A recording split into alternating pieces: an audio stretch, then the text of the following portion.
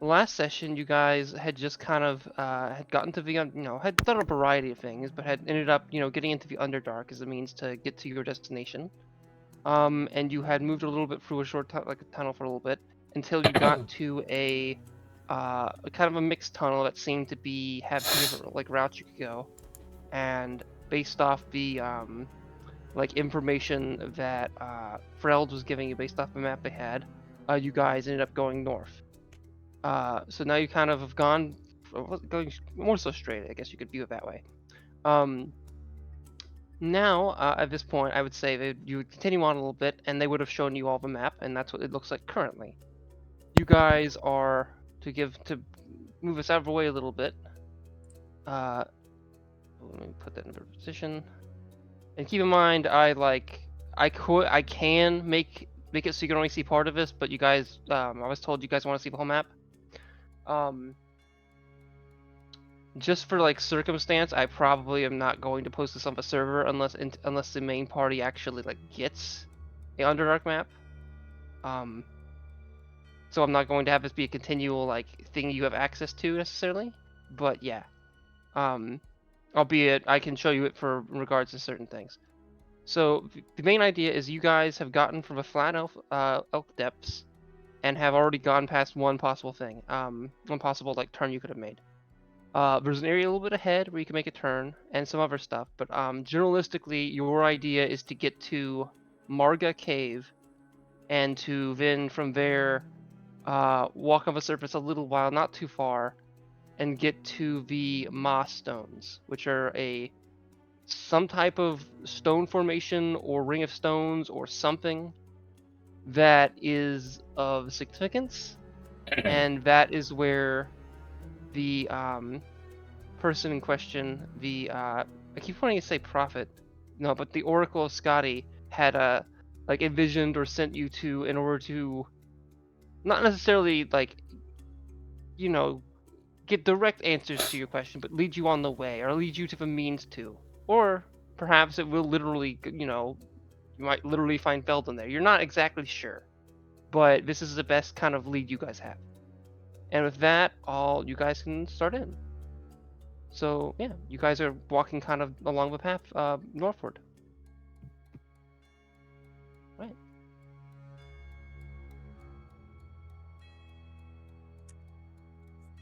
You are all doing this for?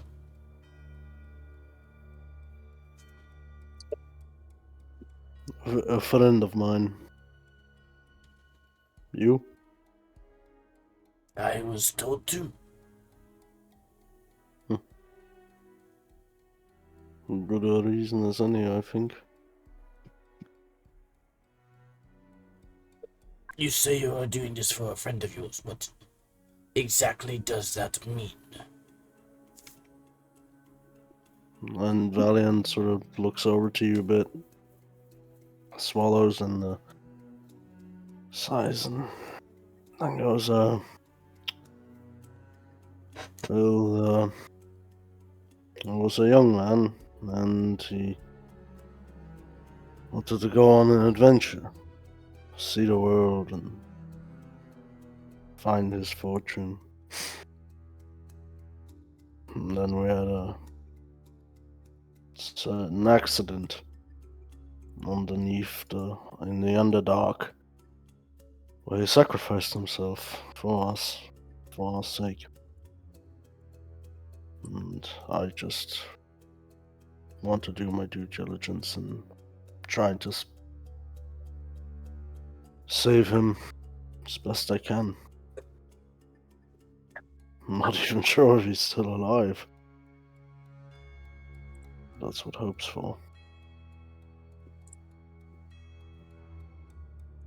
Frill begins to speak. Oh, sorry, go on. He literally was just saying, I see. You're fine, go.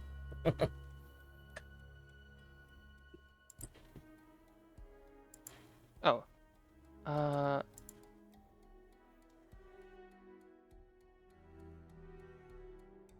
Oh, okay.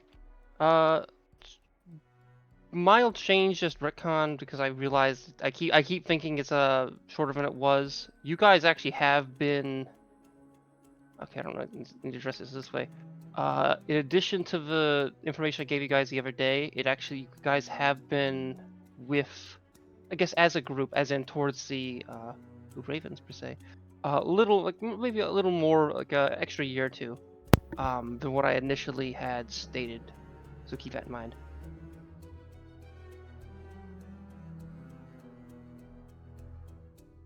Okay. So the basic idea is actually, sorry, let me get back to what I was getting. Sorry. Freld, you can speak up. Well, to be clear, we have some. We're out here just because we at least have, for around a little under a year now, we've been tracking them, or at least trying to, and we had some mild luck months ago, which is why we're even at this point. If he had died, shortly after, well, if we believe he had died, shortly after we kind of lost contact with him, then I don't think this situation would be where it is right now. At least that's what I believe.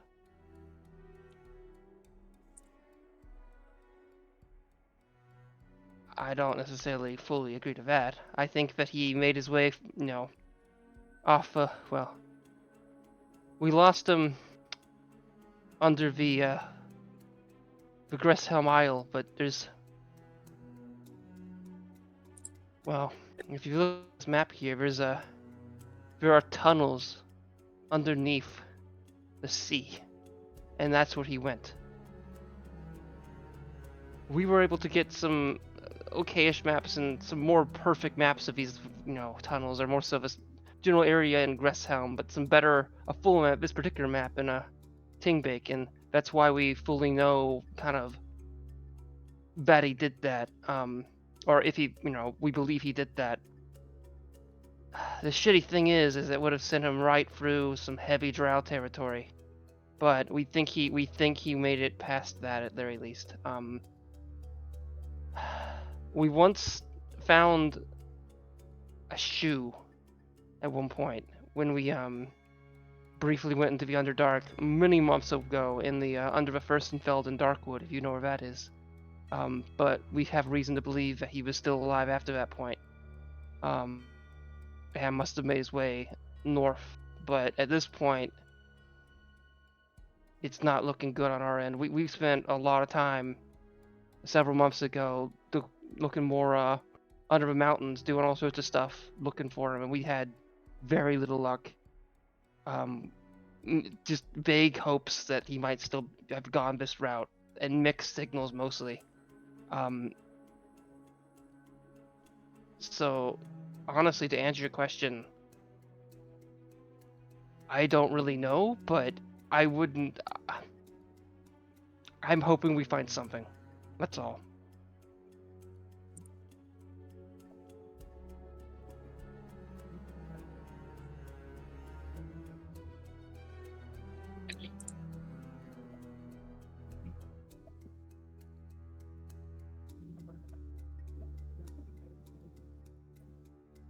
As we're just continuing forward then, northwards. Yeah. So you guys continue northwards a bit, and eventually you get to a pass of sorts that seems to be, you can either continue northwards or go like towards the east, and Ferelden kind of points you keep in direction forward, and you keep going, and then you get to another area that kind of a path that seems to go west, but then you keep going north. And then after a little while, the path starts to get a little funky, where the height of the chamber starts to lessen a bit, and it gets down to about 5.5 feet, which is uncomfortable for a just lot of our players. Enough for you to drag the cart, but most of you have to walk hunched over. And How tall you is aren't Velian? fully clear. How tall is who? How tall is Velian? 7'8", if I'm not wrong. Didn't you say Oh 8'9" last time? No. Okay, alright. Even so, he's struggling. Yeah, I'm suffering. Path is continuing to push the cart. Yeah, I would. Okay, I would like you guys to make a. Well, first of all, who is the shortest of the group? Or sorry, who Me? is? Okay. Yes, How short are absolutely, you? Obsidian. I am 4'8". They're like, this is great. I love You said you're this. 4'8"? Oh. Yes. Okay. They are not abated at all.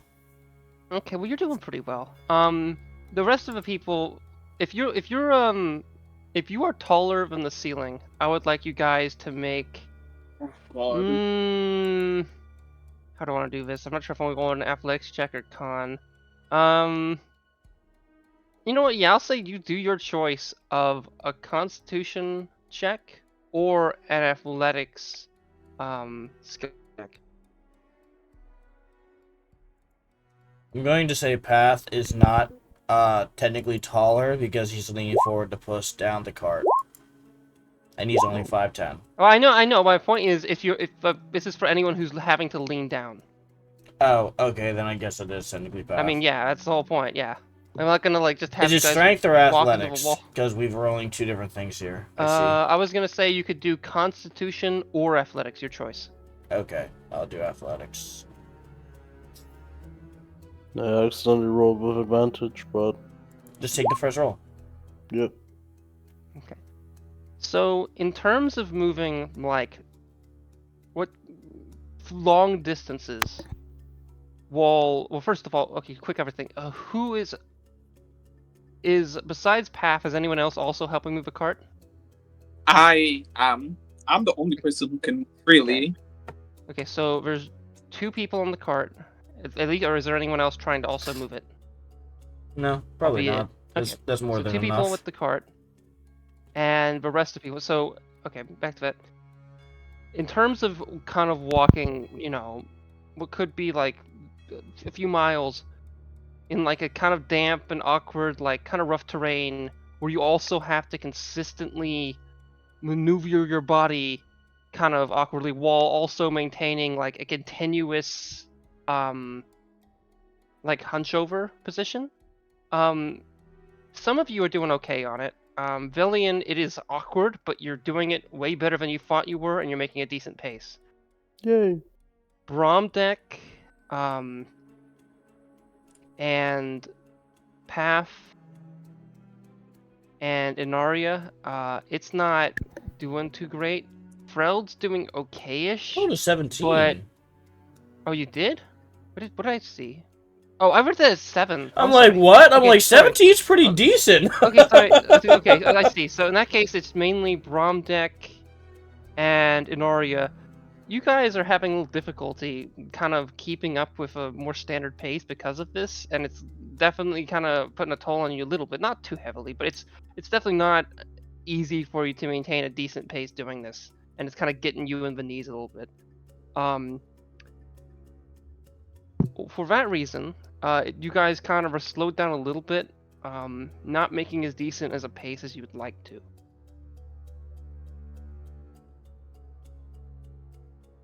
This continues for a good, like, 2 miles. And then, finally, it opens up a little bit more again. No, I want to. No. We're backtracking like a mile. I need to shit talk some people. Okay. Inaria, pick up the pace. You're laughable.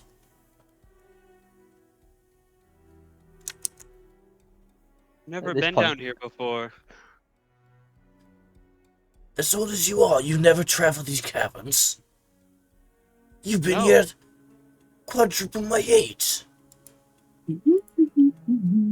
Deal with the snow and all the cold weather just fine, but these tight spaces,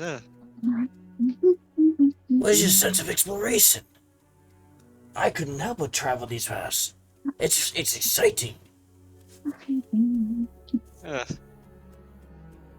I'm surprised the Big big man's doing dark. better than you are. He's twice the ceiling's height. I You do sure want can't to move. emphasize. Oh, sorry. You sure can't move for somebody your size. I do want to emphasize I am very much suffering. You're I am doing not so enjoying stoically this. for what it is worth. Hell, Thank you're damn you. near moving better than I am. Thank you. Are you crying? Out of character, was that you crying? No, I'm not. No, good. It's just Bromdeck in the back, like nearly at a 90 degrees angle, trying to walk. Is he like huffing and puffing? Like, is he like physically struggling as well? Yeah, he's physically struggling. We're all in immense pain. My worry was. Are you gonna be fine back there? You're not. I have recently heard about a ailment called asthma. Do we need to worry about that for you? No. As he fucking takes a swig of wine.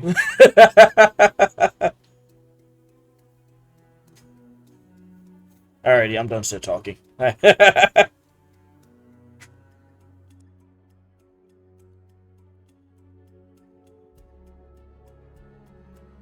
Okay, so you guys managed to get to a more open position. And after a little while, you guys kind of come to, well, you know that you're soon going to go through a pass that is like another area where, like, okay, you could either keep going the route we're going or go, in this case, eastward. However, before you get to that point, actually, around a little bit before you get to that point, you see someone. How do we finish? You hear in the distance someone kind of walking, and it's an echo, but it kind of sounds like they're coming from that eastern passage, as that passage that goes east into maybe the one coming from that direction, meaning you're about to reach where they are. And I would say that's more of a passive perception thing. So anyone who has I would say like a 17 or higher would hear those footsteps. Here's it then.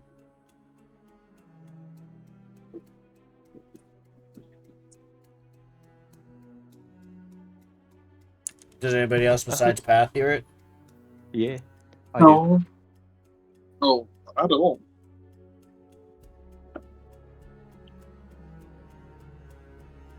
Okay.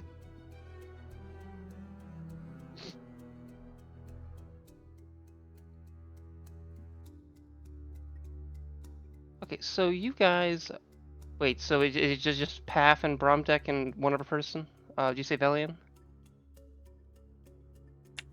Valiant did not say that they heard anything, no. Who is the was it just two people? Okay. That's what it sounded like, Unless yes. I misheard someone.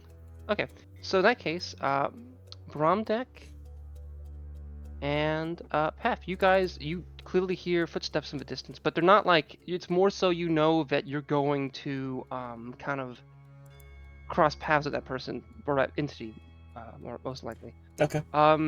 Also, within having that perception, would you like to kind of try to hear more specifics by rolling a perception check, or are you good with just the information knowing you're there?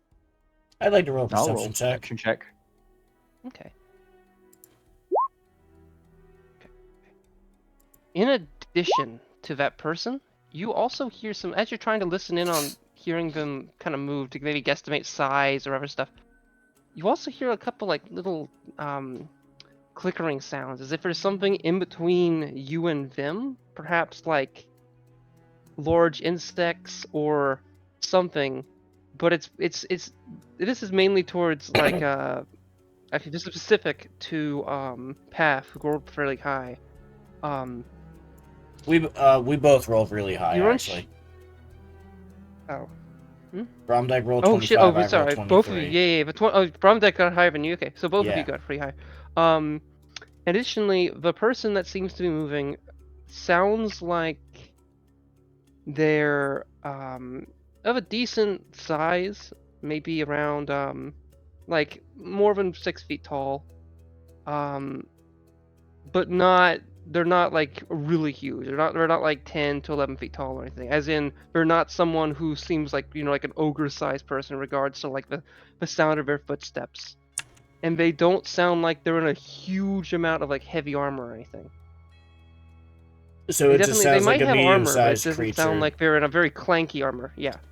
Got it. Just a medium-sized And creature. with the context of there likely being something in between the two of you that sounds like a grouping of large insects or something that might make kind of weird clicking sounds or like move weird, well, not necessarily like cricket-like, but maybe it might be the movement of their like limbs might make little noises. Yep. And you kind of pick up on that. Yep. Yeah. Okay. Stealth is not a possibility So- while you're wheeling a wooden cart. So I am not attempting to do anything differently.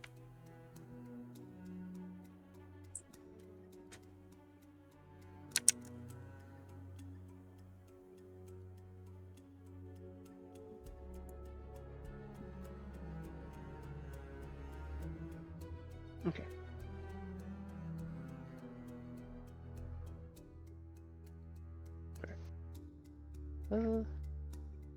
So let's see. I will now put you guys on the map. I would like you to drag yourselves in. Around here. Can you ping that again? This map is huge. We did not see that ping. Okay. Oh. Oh.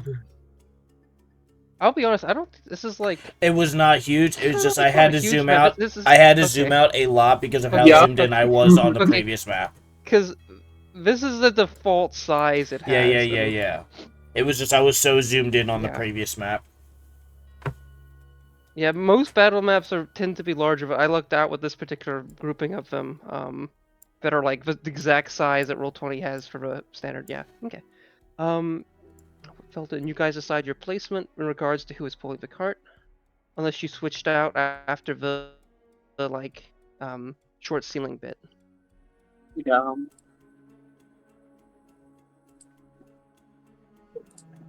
What?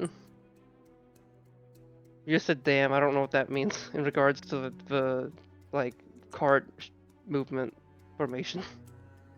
Oh no. I get we're in the right spots. Okay. Are you moving the cart in front of you, or are you trailing it behind you? Path is moving the cart. Oh. I'm pushing the cart Okay. because pushing is far easier than pulling. Right.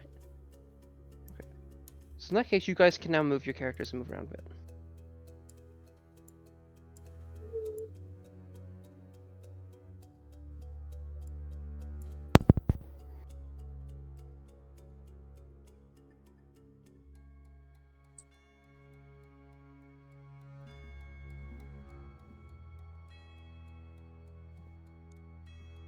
I see the thing Why to my have we right. stopped moving? So in that case, you see what looks to be lying in wait, or perhaps, minding its own business. You see a large, burrowing insect of sorts, insectoid, likely, almost probably larger than you in size, functionally.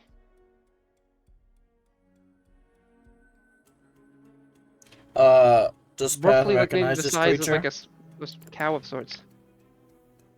I would say, given the climate they're used to, and the fact, unless has Path been in the Underdark significantly before? Like, has he like traveled miles in the Underdark, or is it like they've been down there once or twice when they were a kid, like using the elevator, and that's it? Somewhere in the middle of those two. In that case, you probably haven't seen this before. Okay, that's fine.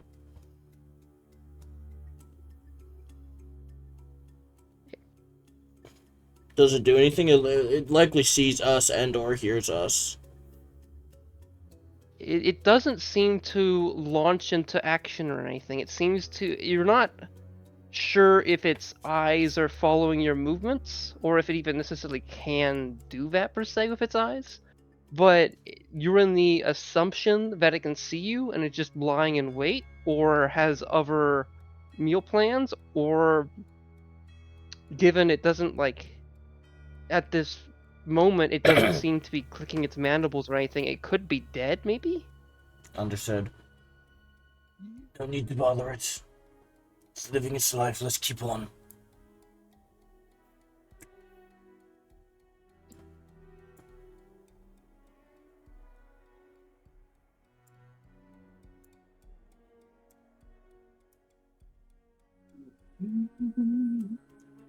What is that?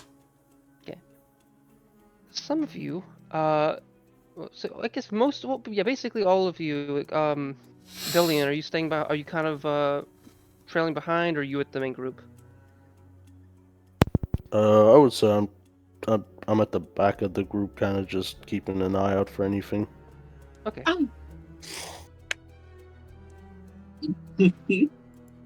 My. Oh, time sure does fly. Shoulders fly. How time sure does fly, is what they said. All the time. Okay, yeah. You recognize, or more so, I would say, Obsidian, Bromdeck, and Velian and Freld seem to recognize this person.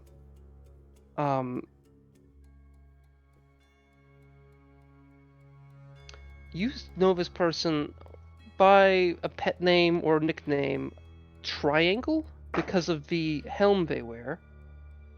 And you saw this person a couple weeks ago, last time you saw them, during the various combats you had with the Frost Griffin, and they had gotten separated via combat and hadn't, you had never really found them again. Seeing them randomly in the Underdark, though, would normally be a weird surprise for most people, but for this particular individual, it's not that weird of a moment, since this circumstance has kind of happened before.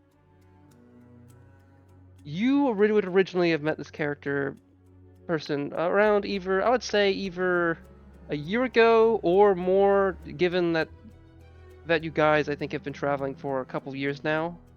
Many years, a few years now, rather than just more of a short period. You probably have seen this person, several years ago, maybe in early Underdark travelings. But they didn't really properly join your group until after the incident where Felden was separated from you. And you ended up finding them in a completely different area of the Underdark. Additionally, they wear mostly the same armor that you've seen in the past. However, they seem to be a foot or two shorter.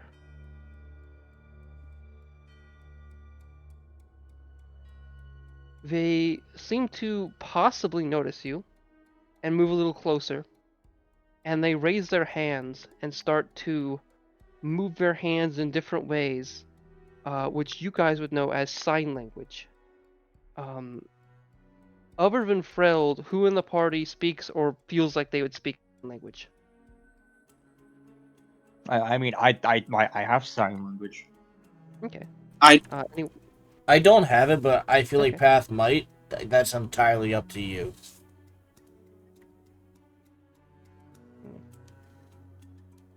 I was more so framing that from the rest of the party, since people may have learned sign language in order to speak to this person or from this person.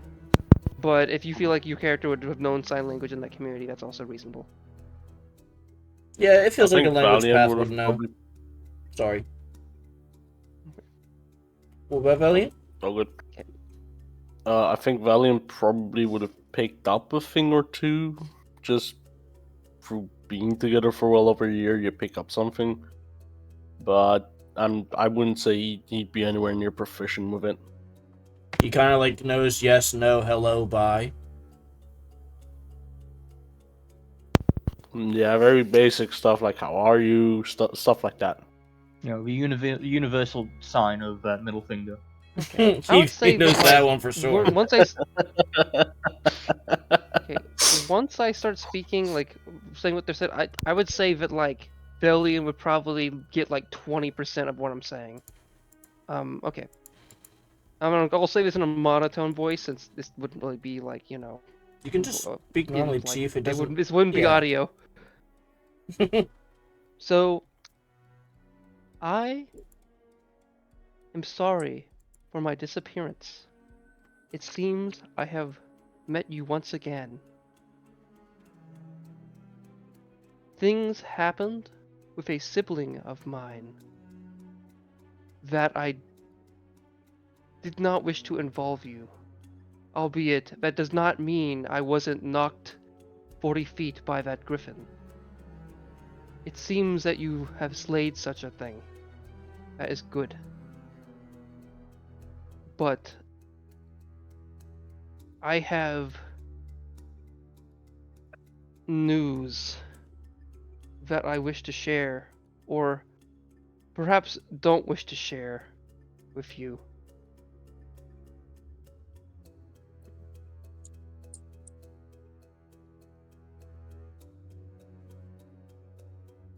That is Are- awfully obscure. I want to be clear. Obscurity may be a necessity. For I predicted via my means that something unusual may occur. As in, I fear in more ways than one,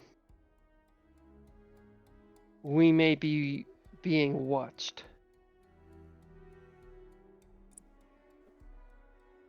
But in the meaningful way, I do not believe there is a simple means to prevent that.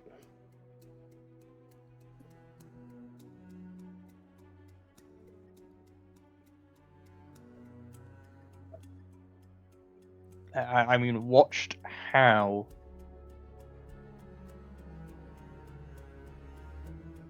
Through a non-typical means, as in from afar, but if my understanding is correct, it isn't just from afar, but not in the present.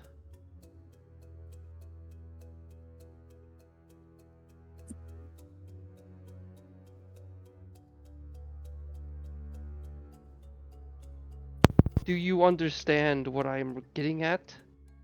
Over-explaining this may lead to bad outcomes, given what I am telling you. Sounds like magic. It likely is, or perhaps from some form of item, albeit I have my theories.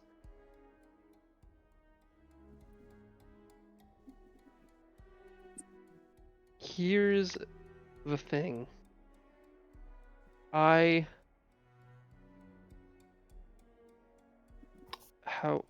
seem to kind of muddy their hands a little bit. It looks like they're struggling to kind of directly say what they wish to say, but then they kind of do little jazz hands for a bit, like kind of refresh their hands, and then get kind of proper with it.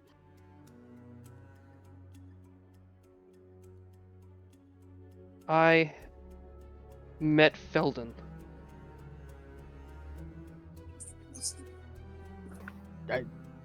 You met him where?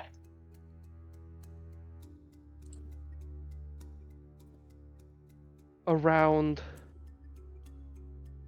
50 to 70 miles south of here. But here's the thing.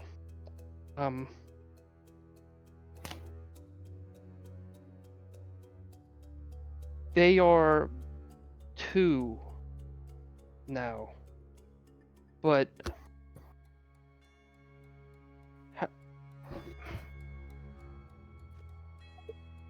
Felden,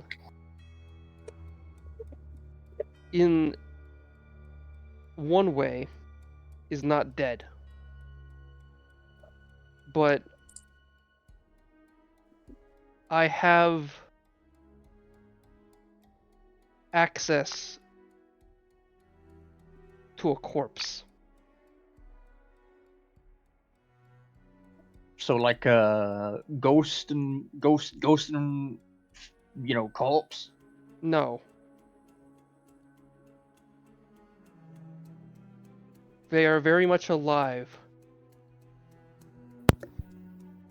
But I also have a corpse. Or, more so, portions of a corpse.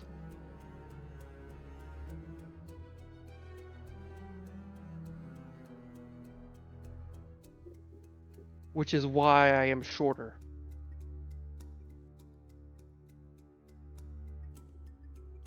Can I do an insight check on them? Yeah?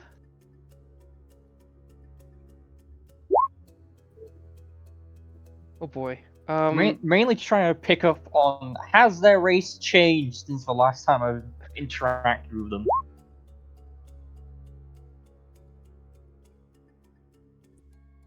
Oh boy. Okay. So I would say, wait, first of all, I just want a quick question. Titus, are you rolling this for Path, or are you rolling this for Nornalis? Path. And he gleamed absolutely nothing. He's just listening in. Or I guess watching. Okay.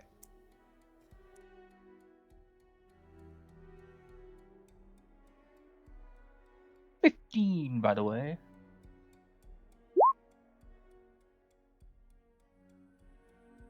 You would get the idea. Okay, wait, just to just actually to ask you, Bromdeck is trying to figure out if this person seems to be a different race than they were last time. Yes. The main thing you notice is their height has changed, and it's shorter. So unless they like removed a portion of their legs, then that's very possible. I mean, like, if they turn from a human to a dwarf, they're gonna get shorter. You are the most recent party member by a lot. Yeah. Especially given the idea that most of the other people have been within the party for years. Or, well, most of the people directly right now in the party. There are some other more recent party members who are not with you as of current. Actually, but they've still pretty been... I think one of the more recent ones is not with you, but other stuff happened. I won't go into specifics. Given what you do know, is this person's okay, first, actually, I have a question for you. Quick, if you don't have answers to this, that's really not good, but can we get a hidden secrets for like 15 seconds? Ooh. Okay, never mind. They do. Okay, I wasn't sure who was he talking to. I'm just saying, so far, Valiant just thinks that that person was talking about watching a bunch of dudes and wanting to share that. I mean, that's what I do on my days off. Oh wow. Not really. I just I respect wanted to say something out of pocket. Hey, you're ignoring my message. I added you. Who the fuck is that, Velian? In Campfire Chat. Who is Really? that? Campfire Chat. Oh. Who the fuck is that? I think I uploaded the wrong picture, I think. I was just like looking at all of our fucking things. I'm like, Frel, Bromdeck. Who the that's not Velian's picture. Who's that? Yeah, who the fuck is that? Wait. What the fuck is this? I don't know. But I saw it, I'm like, Where's who the is fucking that, picture bro? I took? That's not a The human. picture Valiant's a in that human. I mean, I guess it could be a human. It Human. doesn't look likely. Blue isn't a very human color usually. No, not normally. No, not I mean, there's always variant not to human, sound but racist. Nah, I didn't choose that. I just a regular dude. Where the fuck is the image that I had for him? I can't fucking find it either. Oh. Wait, I'm sorry. Did I say they were shorter all like initially, or did I say they were taller initially? you Shorter. absolutely said shorter. Order. Okay. Right. So the basic thing is, Bromdeck, you believe they are most likely, in terms of like a functional sense, they do not appear to be the like, height of the race or the whatever it may be that they were last time you saw them.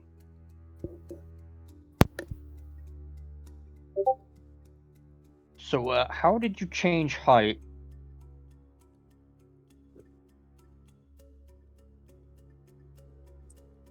Do you? Is that of? Do you know what I am? That. I mean, I can take an educated guess. In that case, simply put, my means of operation or host has changed. Again, to be very clear, I've never been enemy to the Blue Ravens, and consider myself a member. If I am to make clear the circumstances, I do not want to be put into a situation in which I am viewed as an enemy, for that is not my intention, nor my goals or means. Understood. Could you point out onto on this map where you met him? Okay.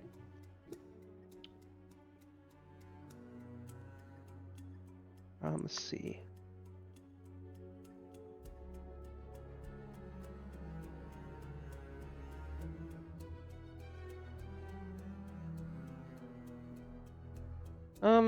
Around here.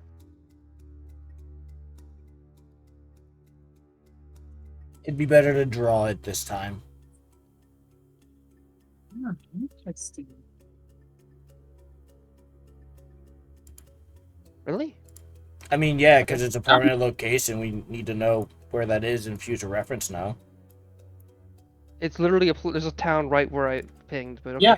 You're fine. I mean, yeah, I also agree with that, yeah. When I grouped up when I left the group briefly in that frenzy, I traveled quite a bit, and I learned some things from my sibling and what they had done. Felden ran into the wrong people. However, Felden, from my understanding, had full means to exit the Underdark and meet up with you through some awkward means. It seems to be they had some understanding that you actually were searching after them. Whether it be mostly through meeting some people who you had seen when you went to the Underdark searching for them. However, they didn't directly tell me these things. Someone else did. I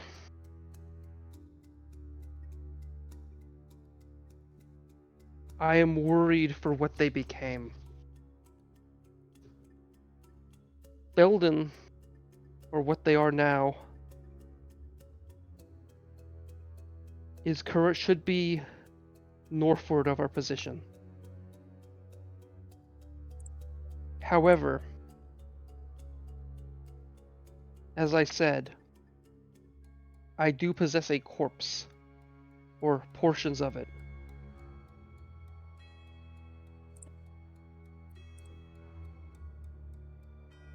I'm only telling you this so there isn't any misunderstandings in the future.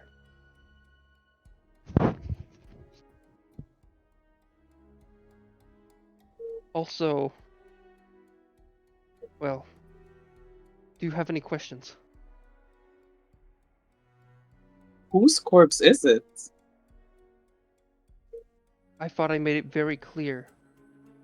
I have portions of what I believe to be what was not used for the new, and then they kind of do quote signals, Belden. I also want to be clear. I'm worried if I do certain things, it may influence whom are being watched. Okay, I have a question. Does Nornalis know sign language? No. My defaults. Okay. And just That imagine Lon means Lucas is going, "What the fuck are they saying?" yeah, that's important. Okay. That's actually very important. Okay. I am going So- to ask to hand me over the corpse. I will journey with you, but I have modified it a little bit, and am using it. Ah. You should have just led with that. I thought I wanted to be. That was the means at which I went about doing so. It is I also think why I've avoided speaking, albeit I can. Well, no, I'm going to be like, save your voice. I was wondering why your height looked familiar. well, I wouldn't quite call it familiar, for well, and they kind of raise their robe a little bit, and you notice peg legs. Hmm. That's why I'm mostly shorter. I understand again, this knowledge is unsettling. But if we go forward and continue, it will get worse. Do you fully intend to find your comrade? Indeed, I see no reason to turn back now. There may be. I believe that my brother has, or sibling, or whichever term you wish to use, has plans, and I do not like my brother. I view them negatively. However, well, not even however,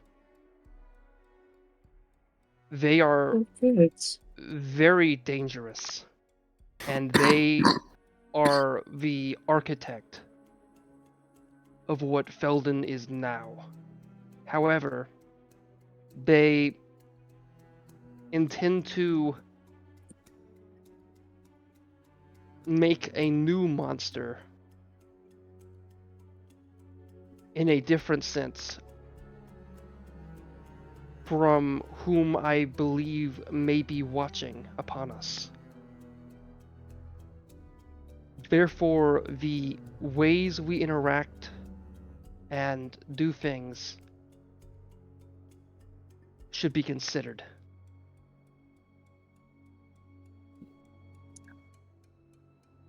And monster in that context could be implied to be a serial killer or something akin to that.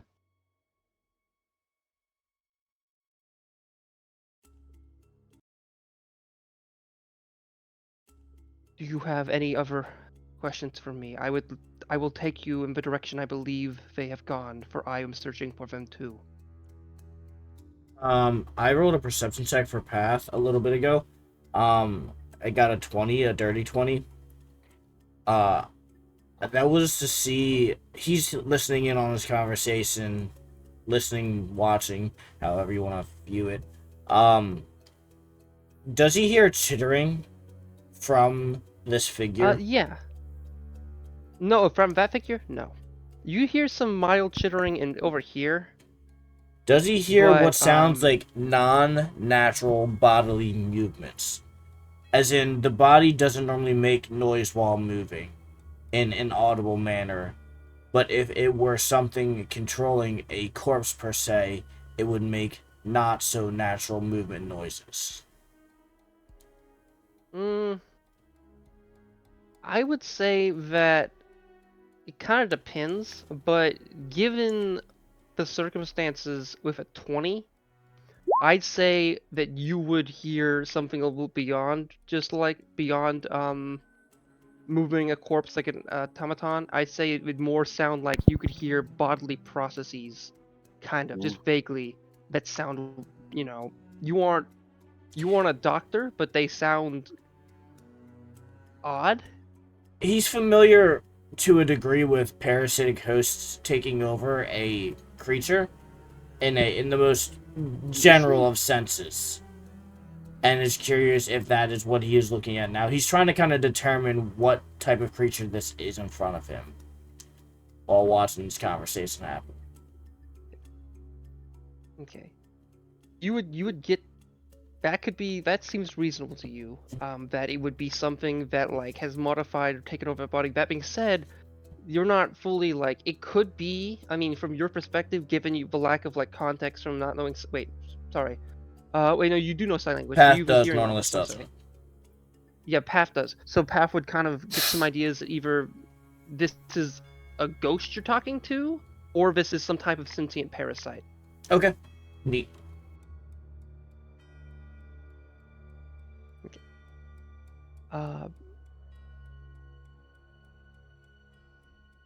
Fereld seems to almost kind of ask something, but they kind of drop their hand.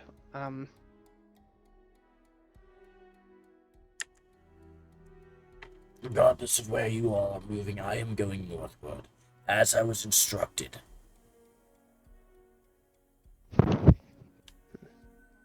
I care not where you go. Okay. No, I suppose that's not Watchful technically the or- truth, isn't it? I was told to accompany them wherever they go. Technically, wasn't I? Well, you're telling. The idea was to do that within the context they were going to a specific location and do something at that location, which was to bury the elk. I feel like The I was corpse, or directly sorry, told to ooh, assist bury them. the griffin. I mean.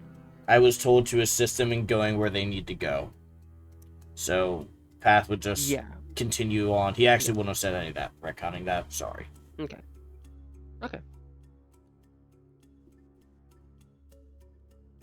In that case, Triangle will then finally move her hands in one last way, spelling out several letters. My name? I'm sorry, I should be open at this point since I've been traveling with you for a while. I have a proper name I would wish you to call me. And what might that? They spell it out. Z-E-L-G-A-N-T-H.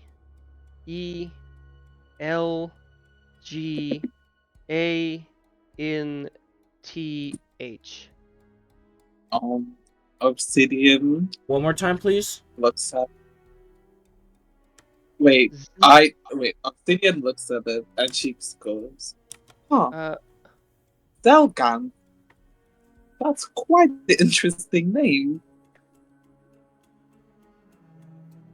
Yeah, Z-E-L-G-A-N-T-H.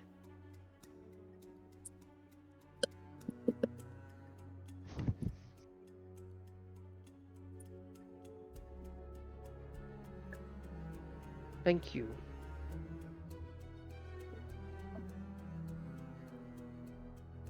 I won't say I am a deeply obscure person. I have made my mark on the world, per se, in some ways. In a variety of ways, per se. Let us go. And they start to kind of lead the way in a particular direction they intend to be going. And I would say, assuming you follow them, as you walk, you would notice in the darkness there are some strange arachnid, spider-like, maybe more crab-like creatures, kind of So like, in the. put us back on the map. Huh? Oh! I'm not. Oh shit! I forgot I didn't put you back on. I'm sorry. I forgot this wasn't on the map. I was looking at the map. I thought I already dragged it. Okay, me dumb. Okay. Didn't They start. send me.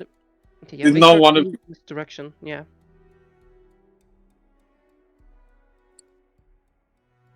You start to see some strange crab-like, or like maybe vaguely arachnid-looking creatures that Triangle or whatever name they use seems not to view as a significant threat and seems to just walk past them or walk by them.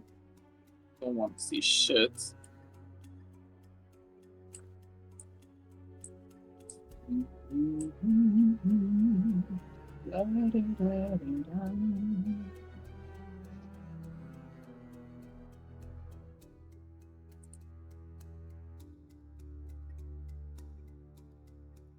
Okay. And you guys manage to make a little noise, but these creatures don't seem to cause any issues for you, albeit I would say several of you recognize them as cave fishers, which you guys would have fought before at various points in time. They are rather nasty and bothersome to fight, as they have the means to like basically shoot out a string of swords, which is rather sticky, and then drag you to them. Albeit they're they're okay to eat to some extent, as their blood is alcoholic. Which I didn't make up. That's actually apparently a real thing they put in like the DMG about that creature. Which is neat. Okay. So you guys continue walking. As you do so, does anyone try to talk to or move closer to Triangle or whatever name you could refer to that person as in any means that might be have other your like non-typical intentions? As in, if you're trying to, I don't know, like pull their like mask off, or you might be really certain if you can trust them, so you're kind of like, eerily kind of looking at them, or anything like that. Or more typical stuff if you're just trying to go to talk to them, or like, or hug them, like it's been so long, or like something like that. No, not really. Not I. Well, Triangle, how have you been? Still not talking much? Throwing up your little hand things? I will translate for Velian as he says this. I could speak verbally if you'd like. It just may be disturbing, given what I have explained already. You know, I only understand basics of your little finger tapping and magic. I could telepathically speak to you directly if you prefer that. That's Do what I've done in the that. past. Do that. Do that. Okay. So they start to the next kind of sentence is sent directly to yeah, I'd say directly to Villain. And I think also yeah, I think just Villain for the time being. Okay, I hope this is sorry. I hope this is actually I guess it wait, no, sorry. Telepathy is not in like a particular person's voice, right? It doesn't need to be No. now. It's just it's yeah, I don't think it is. Okay. So It's just sign language in his head. Yeah. Or, oh, I still don't understand. Because you know, depending on the telepathy, it is in a language that you know. So but you I hope this. Sorry. This seems to be an adequate way to speak to you, but I can do so via the group through other means. I am quite adept at doing so. I went with sign language initially, as it seemed there were some others with you, and I did not want to cause problems. I also ask of you, whom are the others with you? They, or more so she, asks directly to Velian. Well, that kind of varies from person to person. Most of them joined us not too long ago, and some of them you should still recognize. The cat, for instance, he only joined us recently. Well, I remember the cat, but there seemed not to be with us. What happened to some of the others? I think by the cat Such he was as- referring to Path. I don't know who you thought he was referring to. Oh, I thought they. Oh, I missed that. Never mind. Yeah, I'm sorry. yeah, I yeah. thought they were talking about someone else. That's why I'm Okay, like, wait, I sorry. think he was referring to Path. Yeah, my mind did like Yeah. a skip. Okay. You're good, you're good. Oh, okay. I can understand. Why were they? Why exactly are they with you? On the orders of the Oracle, mostly. Okay. And for the rest of the original party, most of us split after the Griffin attack. A lot of us Wait. died, a lot of us were just never found again. Wait. What about? Wait. Up to do. What about Krellin and Romash? What about them? I'll be honest. It's been long since I've last seen them. Roll a deception check. That would darn. Why would you say that? I feel like, do you not trust me with that knowledge, or?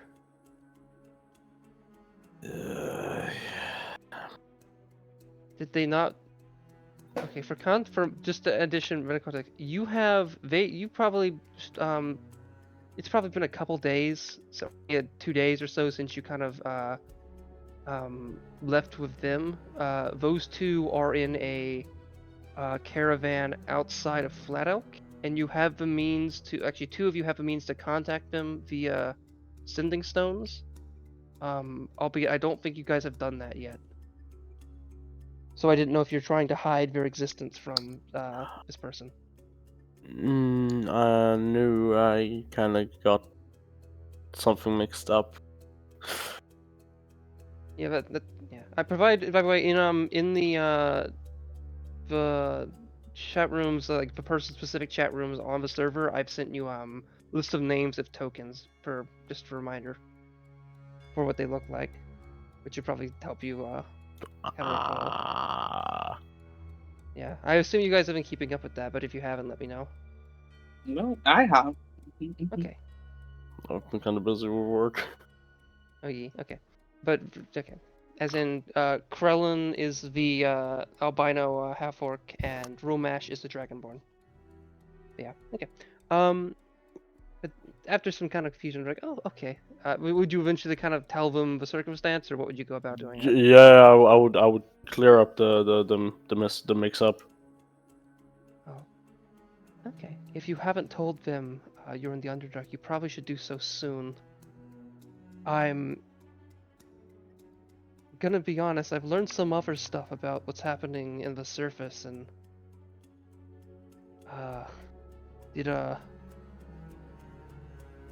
did you guys, you see the Oracle, did Dorak attack Flat Elk? I've heard of the specifics that there's a man named Dorak who's made themselves rather significant more recently. Yeah, that man has been making a lot of rounds recently. Gee. What happened? Wait, my last question for you specifically is, what happened to Attic? Did you learn anything on their end or no? Since I think that's an unpleasant story. They well, they lost their axe to begin with. Very, very unfortunate. And they came to some enlightenment of themselves with their brain and their own understanding of what their mission is in life. I couldn't follow most of it. But for the most part, they're out on their own adventure now, trying to prove themselves to some. I don't even remember what it was. I have had the indirect contact with them. I wanted to know how you felt before I revealed that. I haven't spoken to them directly, but I Annoyed. That is how I haven't. feel with her. I have informants, per se, whom view them positively. I am in the understanding that they no longer are allied with Dorak. That is my understanding. However, that informant is. We'll see what happened. But in the next day or so, something might make things a little better, but I'm not sure. I'm still annoyed they lost that Meta-wise, stupid axe. okay, meta-wise, this would be, unless I got things a little messed up, this would be a day or two before you guys defeated Kodran, from my understanding. So the shit with that hasn't quite gone down just yet. Okay. Which would have an influence of what I just said. But yeah. If you get what I meant by informant. Okay. Yeah. So you guys continue kind of talking, well, walking more so. You guys can take a kind of a left turn and start to go a little west to the west. Which if you went east, based on the map, it seems to just be a dead end. And eventually, you guys get to a place on the map that should be called, seems to be referred to as Drunch. Okay. Put yourself. Actually, I dragged you guys down initially. Let's see if how it's shown. You guys all have vision down here, or do you want me to? Do you feel like you need to redrag yourselves? I've got vision. Average. Okay. I can see. All right. Yeah. Okay.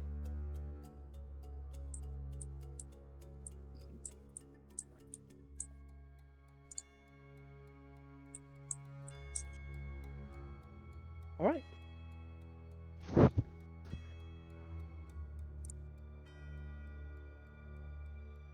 Okay, so now you're free to move your token. The idea, assumedly, is you just have to get through here and go north. I would say that you guys as a group would not really know what to expect. However, as you approached, you were maybe expecting there to be noise of a town or whatnot, but it's been relatively quiet, like weirdly quiet, for what should be a settlement of some kind. I mean, what does it smell like? Oh, okay, do a perception check.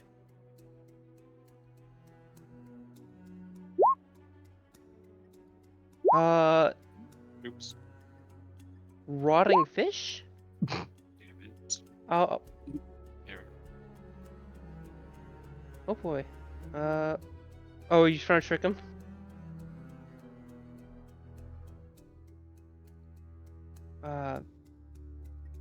Inario, what are you doing? Sorry, those are accidental clicks. Oh, sorry. I thought you were gonna do presentation to change like the Oh. smell of the surrounding area. Nope. Okay. Neat. So you guys are now free to move around.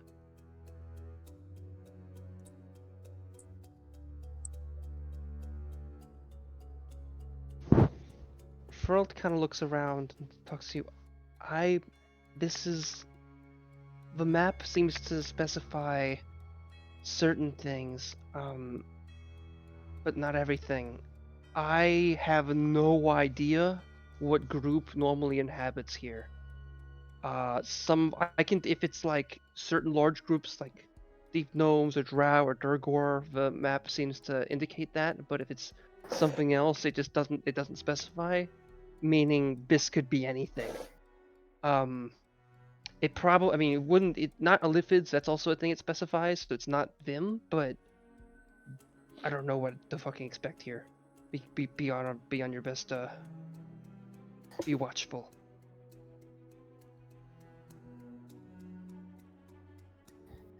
Well, it smells of rotten fish, so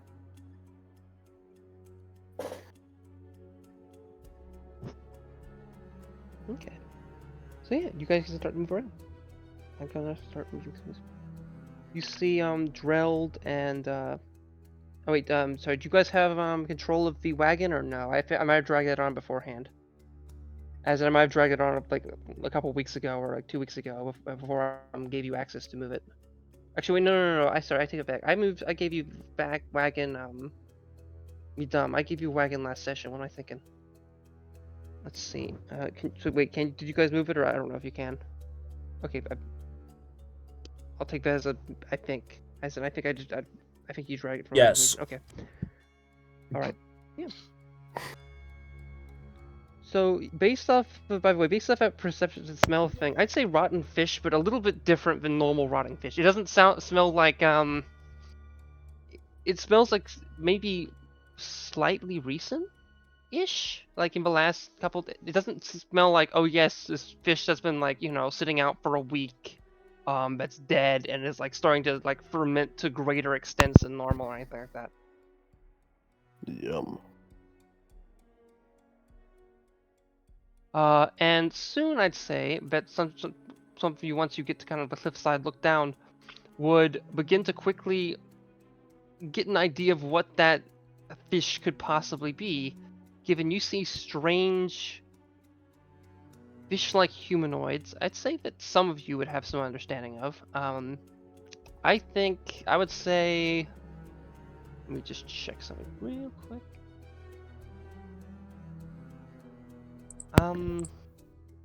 Yeah, I would say that those of you associated with the Blue Ravens, so, Obsidian and, actually, yeah, okay, other than Bromdeck, but Obsidian, Freld, and Velian, you would know, and also, I guess, Triangle or Zelgam, you would, well, they would know for other reasons, would know these as Kuotoa, which are a race of Underdark dwelling fish people of sorts. They're not the most pleasant. Some are neat, some are kind of cringe. A lot of them like to make their own like deities of gods or deities and gods out of like pieces of lobsters and whatnot. the great glub glub. Yeah, and sometimes they're slavers, other times they're not. It's a mixed bag here, but what you see upon you is their corpses.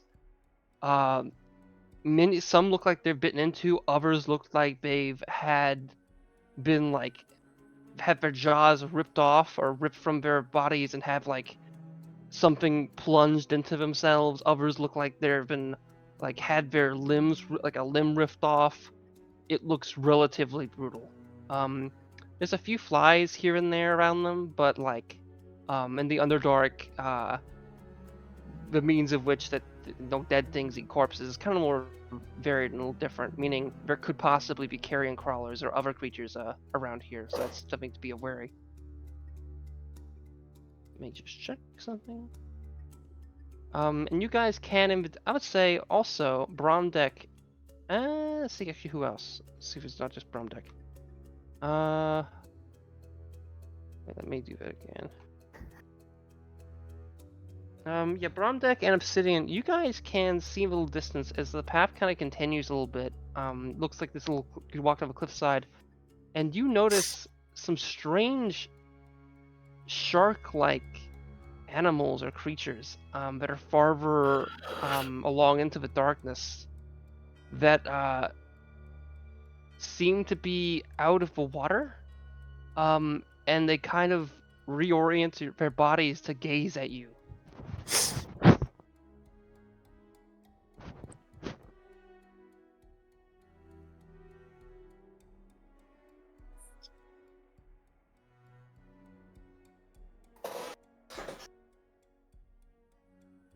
Well, I don't like the looks of that.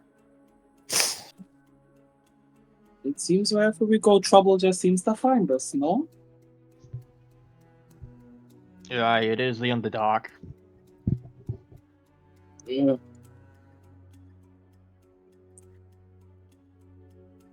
Freld kind of looks towards Inaria and Path. Did the Oracle tell you anything about any places down on the way to our destination that we might pass through? Did they say anything about this place? Sorry, did they say anything about this place? Oh. I don't think so. Oh. Okay. Let's just keep walking. Maybe, I don't know. Freld being a human and not having dark vision, so I don't think they can. Well, there's enough lights to illuminate things. Yeah, those things are mostly being illuminated with the lights, so you guys can kind of see that. Also, I should note there seem to be torches here that are kind of set around, albeit as well as some other more natural light sources such as strange glowing crystals of various kinds. But the lights that other than the crystals seem to be some type of purple fire of sorts, likely maybe some type of like pseudo permanent magical light.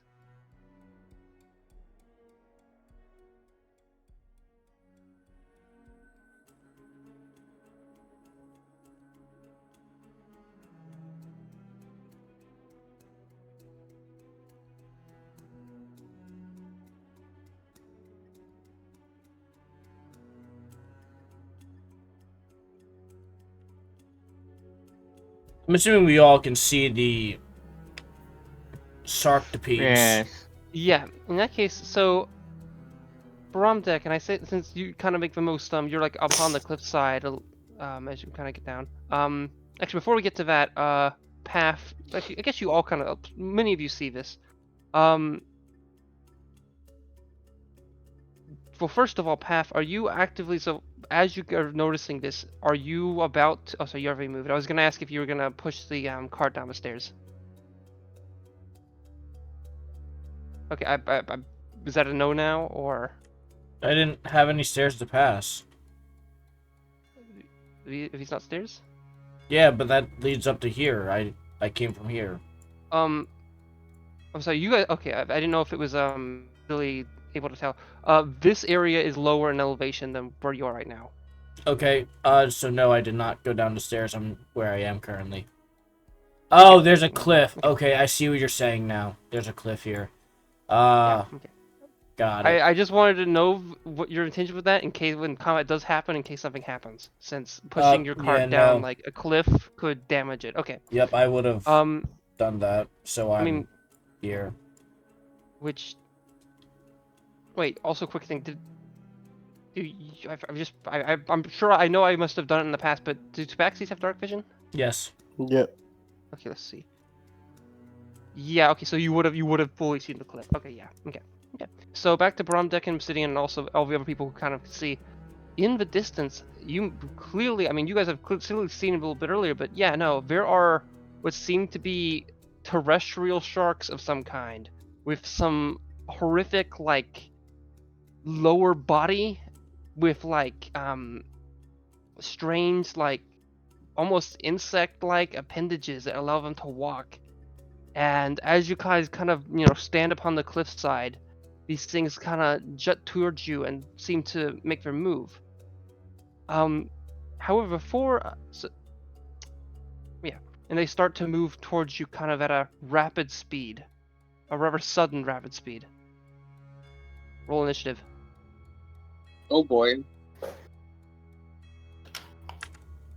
I want to roll an animal handling check. I throw rations at him and become best friends instantly. Combat avoided. No, I'm kidding. I got good initiative for once. What is this? Delightful. You go what? Okay.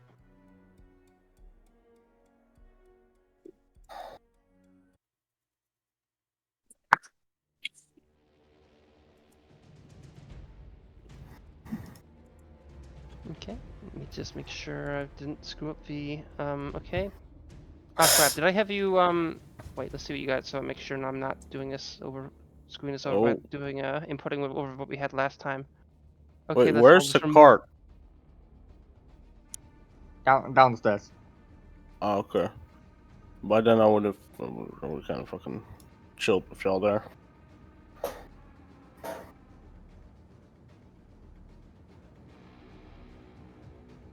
Okay. And then, that was fast. Let's put it back on the over channel music. Okay.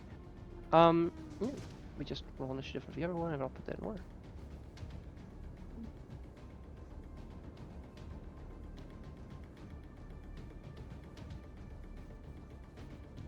Oh, did it not, just, oh, there we go. Okay.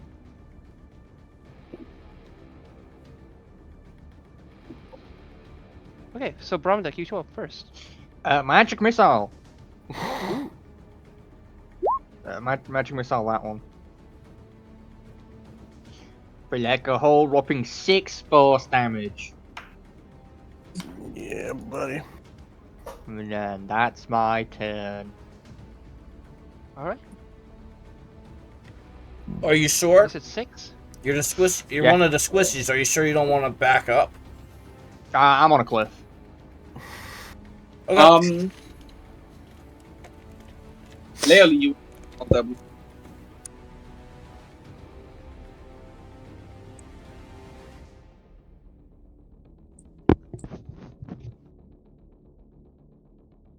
But yes, that's my turn. Ooh. Okay. You said, wait, did you say 6 damage? Yes. Okay. Velian, your turn. Yeah, I will take up my longbow and take 2 attacks on this infant fella here.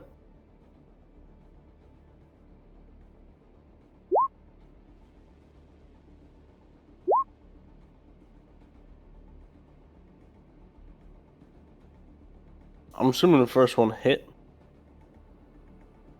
Let's see. We got a 20 feet. Yeah, that hit. The second attack did not hit, and you were aiming towards, this one. Yeah, And do you have a yeah. range for that, just to confirm? Yeah, Is 150 it a feet. longbow, you said? Okay. Okay. Yeah. Ooh, okay. So you see the roll damage for the 23. Yes, sir. But you're ooh, okay. So the arrow manages to fling through like the, I guess, the relatively open room, flowering to the shark. And around this is a time when you fully start to notice, like, yeah, no, this is a fairly open area, and this water, you just kind of see out into the darkness, and it just, you don't see a wall. So this is assumedly you know, well, a really large, or at least a underground lake. Okay. Is that your full turn? For my bonus action, I would like to swap the longbow for my greatsword, and then run. Or You don't need to do that as a bonus action, by the Yeah, way. no. You can, that's a free action. Oh, okay. Well, then I will just take out my greatsword and bonus action, give it flame tongue, lighting Okay. it on fire. Cool. You gonna move forward? No. Oh wait, actually, I'll try to move closer to the squishies. Is that still a walkway? Yes. Yeah. Yeah, that's the walkway, yeah. Okay, I'll go They're there on then. they're on a Nice. cliffside currently. Yeah, like if you guys, I would say the cliffside around here is like a good, like, I would say 10 to 15 feet. Right? Yeah, I'll set it in motion. Say it's 15 feet. What? Actually, to be more well, 5, 10. To be as clear with the like terrain, I'll say 10. Okay, at what point does it become a cliff? Is this still Like this is the stairway. And then it becomes a cliff like around. Actually, I'll say there's like a slope you could kind of move down here, maybe I guess, to be more fine. But like the cliff's around here, starts around here, and moves and continues all the way to the wall. Yeah, okay, I'll move around here then. Well, if you want to be in Probably. melee range, you'd probably be better off moving like upward to here. Otherwise, you're gonna try melee in. Yeah, Down a okay, cliff. okay. Something around there. Yeah, that should do it. That's my turn. Okay. This thing starts to rapidly and uncomfortably move at rapid speeds across like the terrain. 5, 10, 15, 20, 25, 30. Well, I mean, yeah, okay. Kind of moving a bit faster than normal, or at least what you might expect it to. And like looking like it's, could have maybe another circumstance climbed up to the like up that sheer cliff. It was like, well, actually you don't know that. Well, it looks almost like it was it's intending to climb up that sheer cliff. Not to say it's got to that point, but given the fact that it's a shark, it's a slight surprise. And given, yeah. Okay. Path. Path will abandon the cart currently and uses full movement to sprint up 45 feet to the first creature. And he's going to take 3 open-handed strikes against the creature.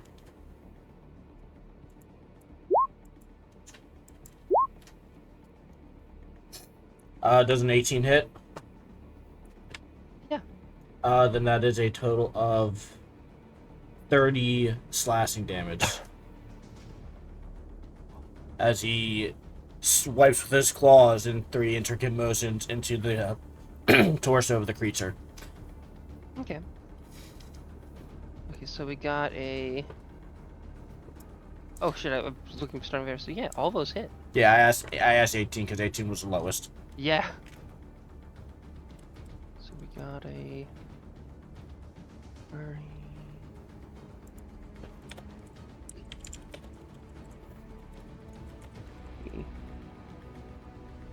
Okay, so yeah, you managed to like, hit this thing several times, puncturing its gills like well, wait. Sharks have gills. And as invisible gills, I believe, yeah. And that is my turn. Yeah, they do. Okay. Yeah. And like you make a nice, this thing starts to bleed a little bit, but its blood looks like kind of weirdly black and putrid. But yeah.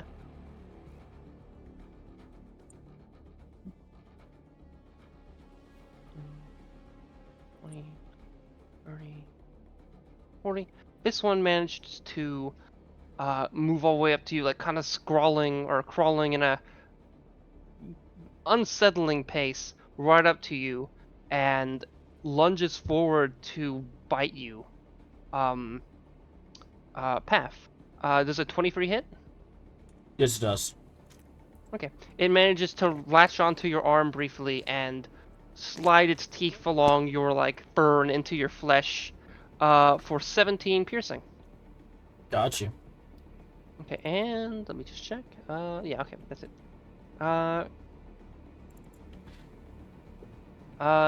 Were you injured in the previous combat? Yes and no. I healed.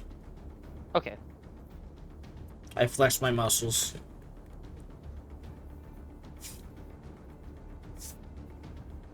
Okay.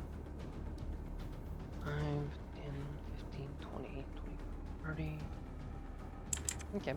Freld's going to move down there and using a hand crossbow fire a shot at this shark, which hits, and then another that also hits. Not doing a huge amount of damage, but managing to like, make some visible bolts into its flesh. Well, I think you're doing a decent amount of damage actually. Okay.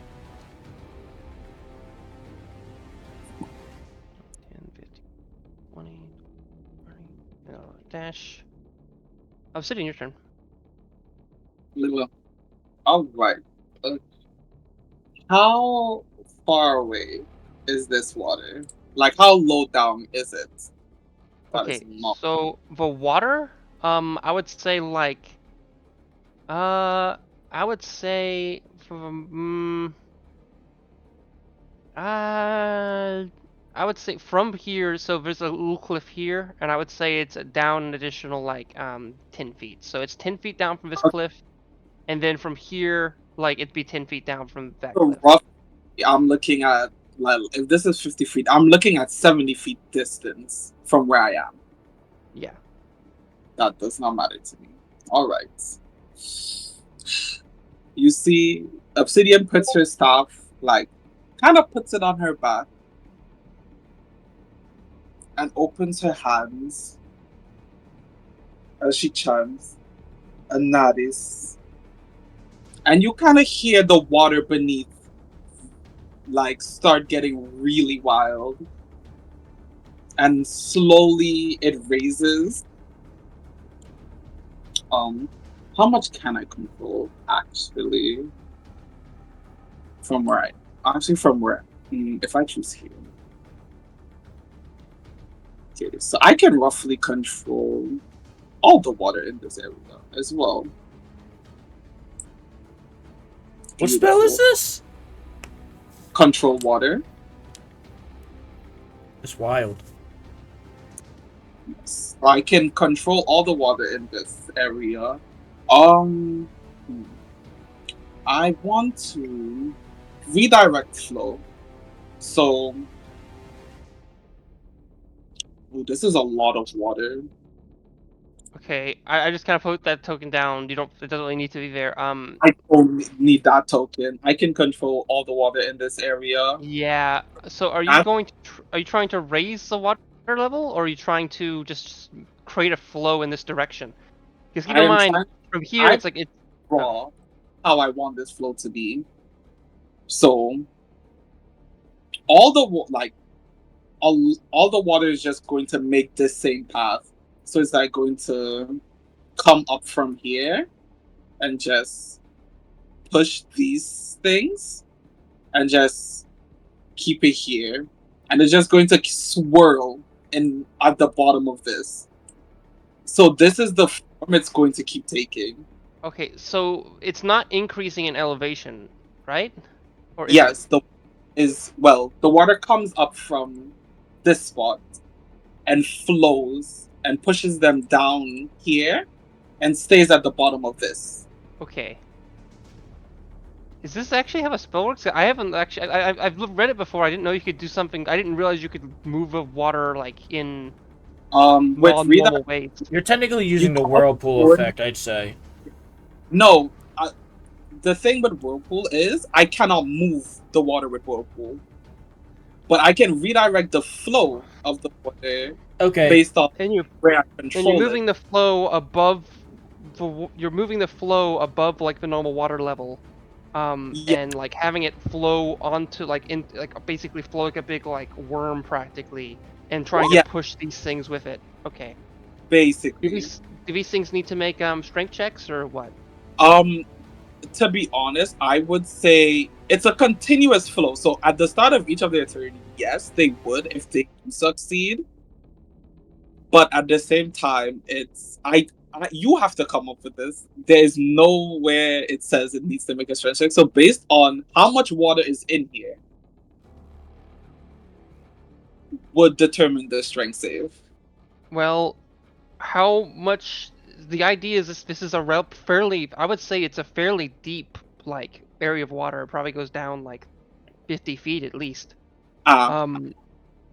So Are you controlling all that grouping of water? Can you post a spell? Oh, so unless you, you Yes. did. Okay. I control. I Wait, can reach 300 feet with this spell. But I can control any water in an area I over choose. objects, up walls. Yeah, I see. Okay, yeah.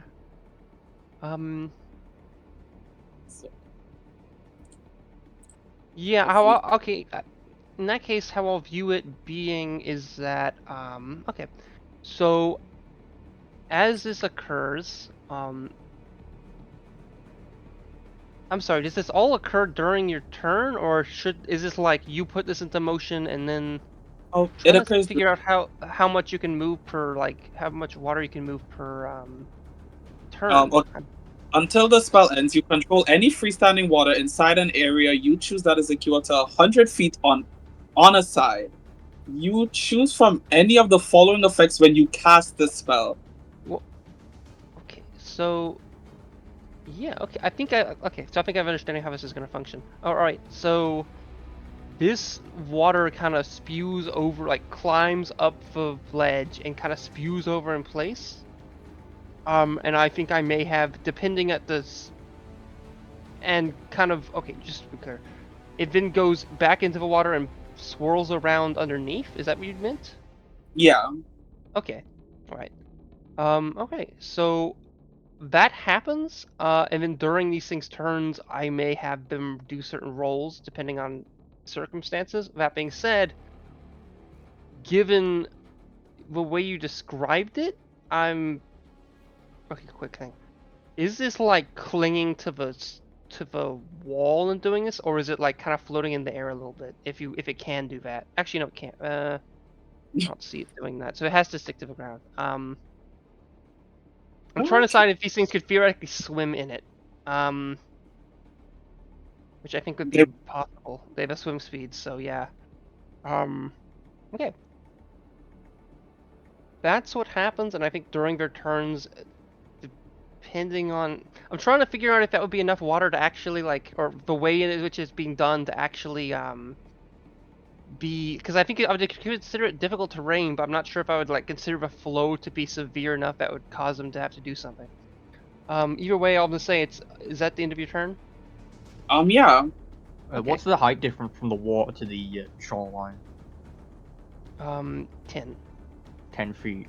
So yeah, 10 feet. They'd need to use the flood action to raise the water level to reach that. Yeah, and the water depth is around 50 feet at least. I mean, you don't know. Yeah. I do not. Flowing water allows me to move it in any direction, up obstacles, up walls, or any unlikely directions. Does that include into the air, like just for long bits of time, or can it not do that? That is something it doesn't say. Okay. All right.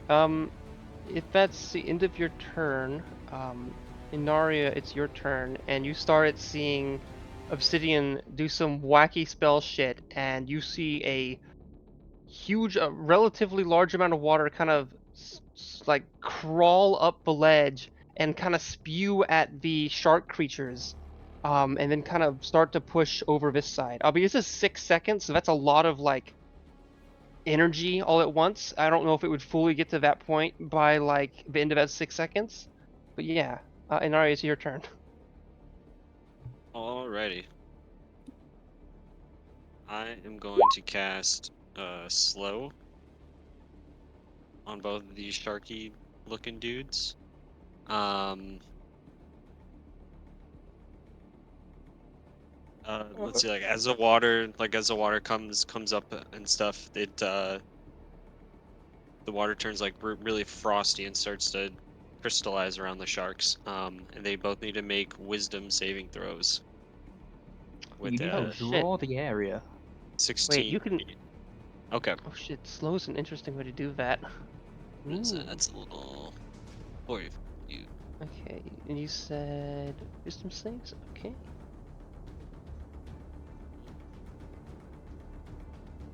Jesus. Okay, they got a 16 and a 20. And the 20 is like a crit. Okay. Not that that matters, but just, I don't know, big cube, something like that, and then I'm gonna choose those guys as the targets. Okay, path not being the target. Okay. Correct. Yes. All right. Do they So succeed? 16. 16 is a spell save, so one will. Okay. Does not. So they get -2 AC. This one got the 16 and this one got the 20. Okay. They get -2 AC. -2 Dex saving throws. Can't use reactions. Half to speed. Can either use bonus action or an action. Only one attack per turn.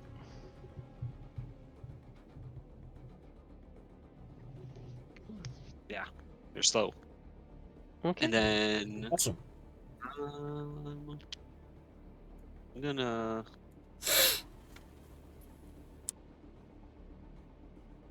I'll just stay where I'm a good spot. That's gonna be my turn. Okay. Also, one last thing. Inaria, do an insight check. Okay.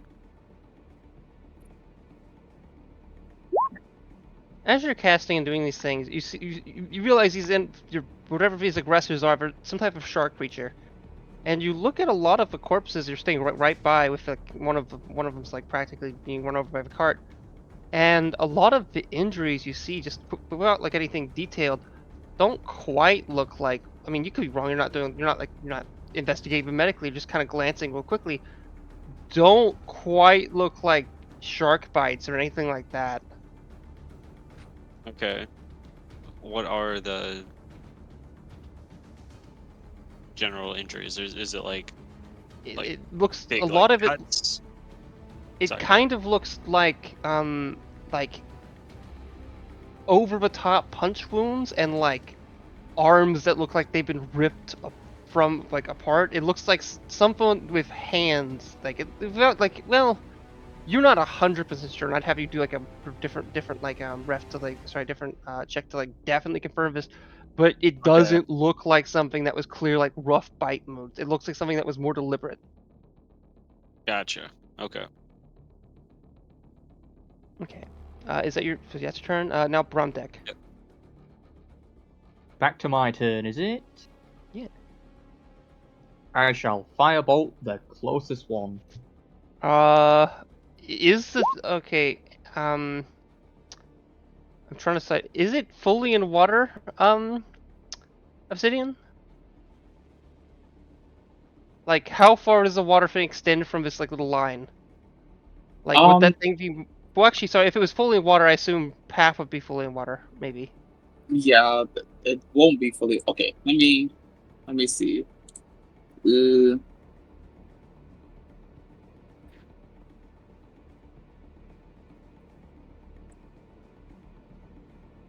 Okay. In that case, yeah, you could Brumdeck, this thing isn't fully submerged in water, albeit this thing probably is fairly wet, extra wet now. So it might not be the most effective thing, but yeah, you can roll let's see if you hit first. 25. Yeah, that hit. So you managed to, one of the portions of a shark creature that isn't partially submerged in a strange watery substance that was literal water. Manages to hit for 17 damage. Yeah. Let me just check something. You have something that causes your proficiency or spellcasting to be added to cantrips? I'm a cleric, aren't Is that a cleric ability that I'm not familiar I? with? Yeah. That? Okay. Mm-hmm. Gotcha. Wasn't Adds familiar. adds it to cantrips and. Okay, cool. I didn't know that one. Neat. I think in the new edition they got rid of that, unless I'm wrong. No, they just gave it to every subclass. Oh, that's what I was thinking. Okay, I knew they did something with it. I forgot. Okay, yeah. So they got rid of the melee part of it, unless No, that's an option. you can just pick between which one you want. Oh, okay. All right. Velian, your turn. Valian will run up besides Path right around here. And with his flaming greatsword, he will take 2 attacks on the shark thingy.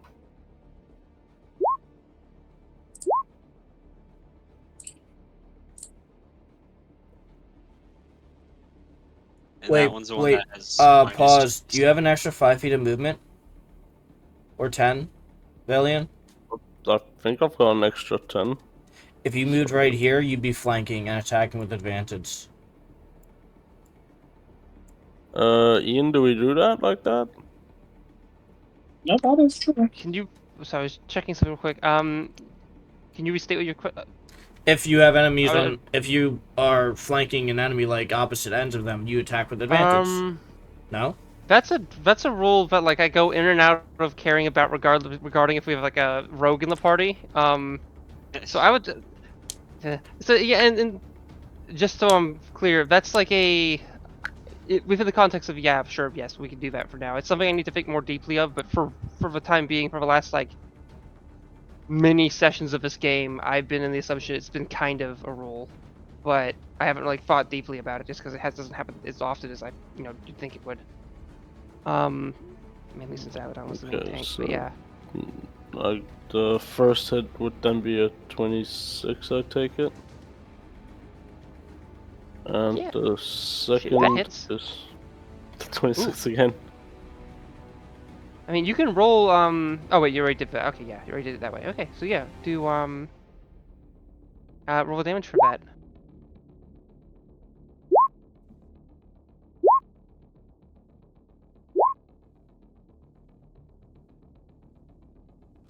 Damn.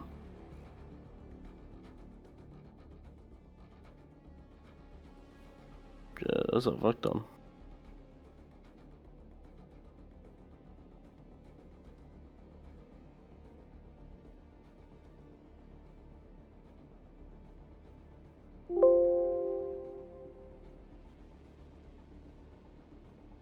That would be my turn. Okay.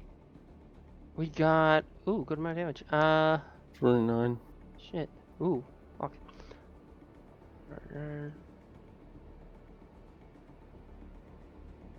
Okay, this thing is looking fairly injured and fairly nasty looking.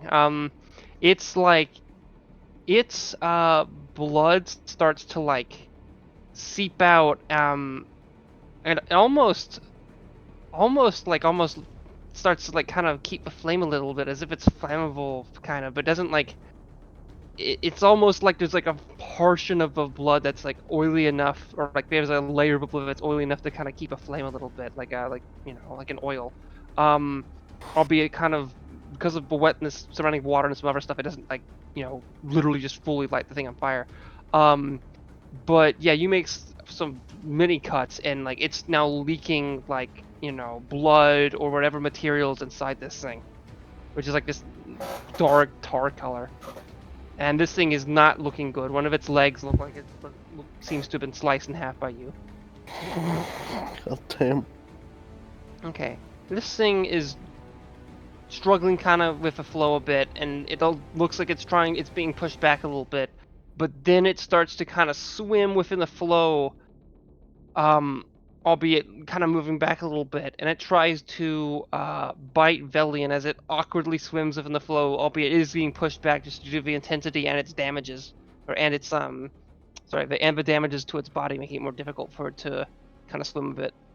Let's see if it actually does manage to deal a few though. And it seems to miss pretty badly, and looks to be kind of yeah, it seems to be pushed a little bit more. It's mostly fighting it, but does seem to kind of move back a little bit. Albeit partially, that could possibly be part of its own will. You're not fully sure. Either way, because of the functionality of it, I'll say you have an opportunity attack. Velian. Let's go.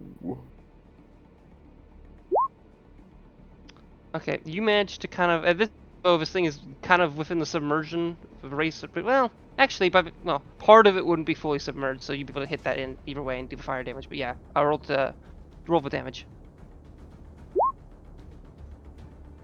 Okay. This thing, you managed to just in that quick cut, you managed to get a final like nice strike within its like main like gut appendage, and the thing just kind of like a huge amount of it just falls apart, and it starts to just kind of seems to flow this way. You're not 100% sure, but given what happens, you think it's dead. No. Pap, your turn. Path will try and slam his fist through the water onto the creature right next to him, doing 3 closed fist unarmed strikes against it. Would you like those at disadvantage, or are they just fine for a straight roll right now? Given this particular shark is fully submerged, like from your perspective, I would say yeah, Okay. because you're punching through water. Yeah. Okay. Albeit, maybe you might. I was gonna say like maybe I shouldn't give you disadvantage because you're like you might have. I know that some like martial artists like practice with bags of water, so maybe you'd be cool with like prove that training somehow. You'd be cool with doing that It's and fine. still being okay. I don't know. Does a 17 hit? Yeah. Does a 13 hit? Oh, also yes. Okay, then all That's 3 a hit. CC. That is Okay.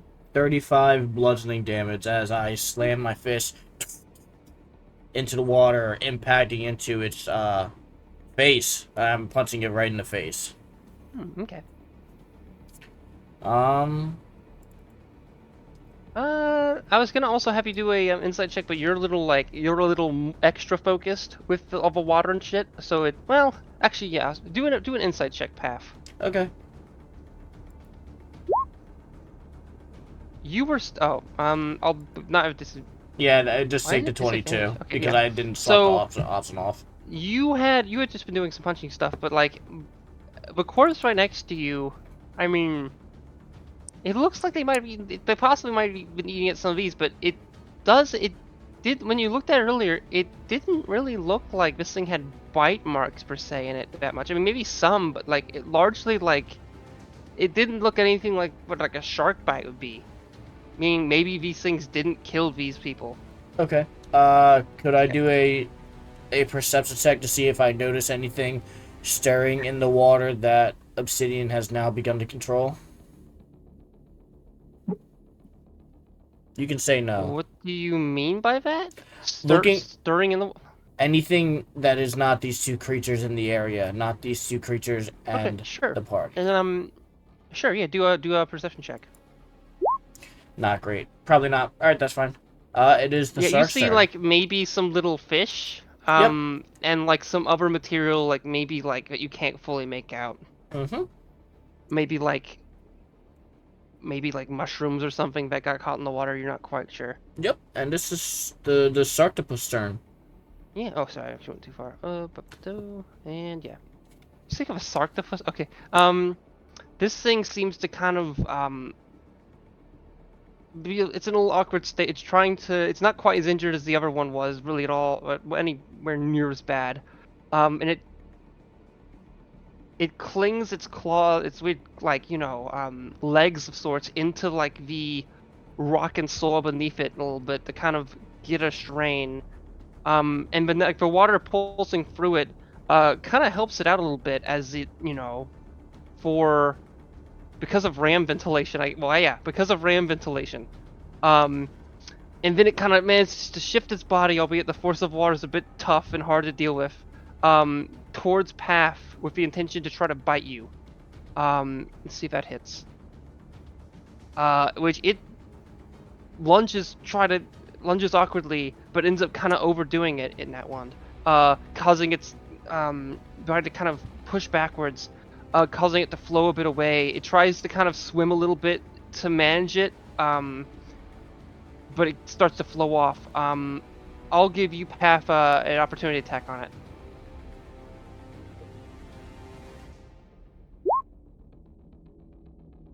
Okay, you managed to hit for 9. Awesome. I swipe it as it swims backwards out of my reach. Yeah, it manages to kind of swim in it a little bit, but it's having difficulty. But since it kind of lost its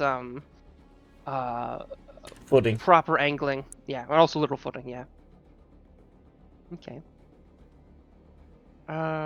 Frilled starts to move forward a little bit. Yeah, 5, 10, 15, 20. Okay, they kind of try firing into the water, but with little success.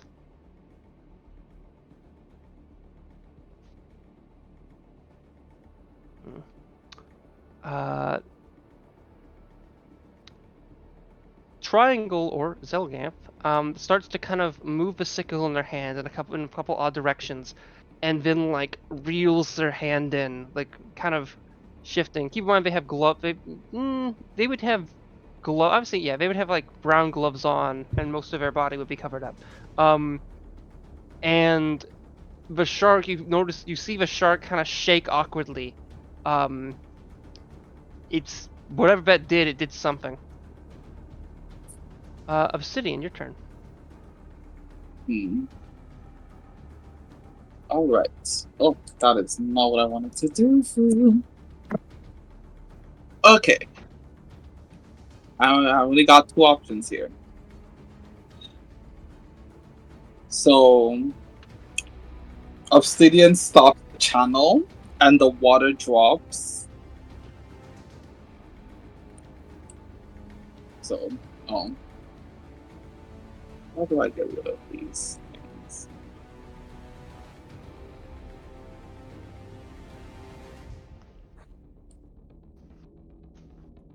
Say just worry about it on your off turn. We can imagine they're gone.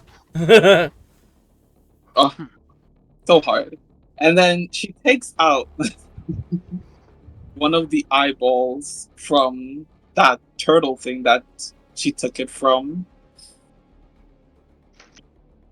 And she places it between her hands. And her hands start to glow as she starts praying. And the glow extends. Hold on. Oh, I am still in square. I'll have to move. The glow extends to Inari and Pat. Where is my character sheet? Oh. I am place. And you said that Inari and Path are now glowing? Yes, Yeah, I see. they are recovered for not only 10, but I hate to do this. You can't. That's a 10-minute cast. Yeah. it really is. Well, I will start that now. You're gonna cast for 10 minutes right now? Wait, isn't that is that concentration? No, like Or you're no? praying Oh. for 10 full minutes in order to cast that spell. Would that stop concentration in your previous spell? Not technically, no. Okay. Okay. Is that your turn? Yes. Okay. Inari, your turn. Inaria. Okay. I'm going to walk down the stairs a little bit here, and then. You are just a skoos quiet. We can hear you. I'm just letting you know you're a little quiet. Okay, is it better? That is much better, thank you. Okay. Then I'm gonna cast Ray of Frost.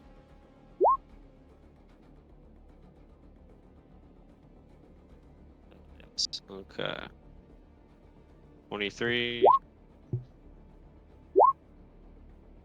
Okay, and 9 cold damage on it.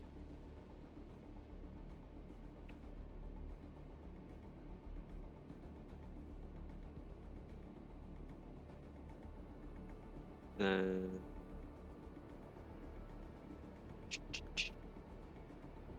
what is okay? I'm just gonna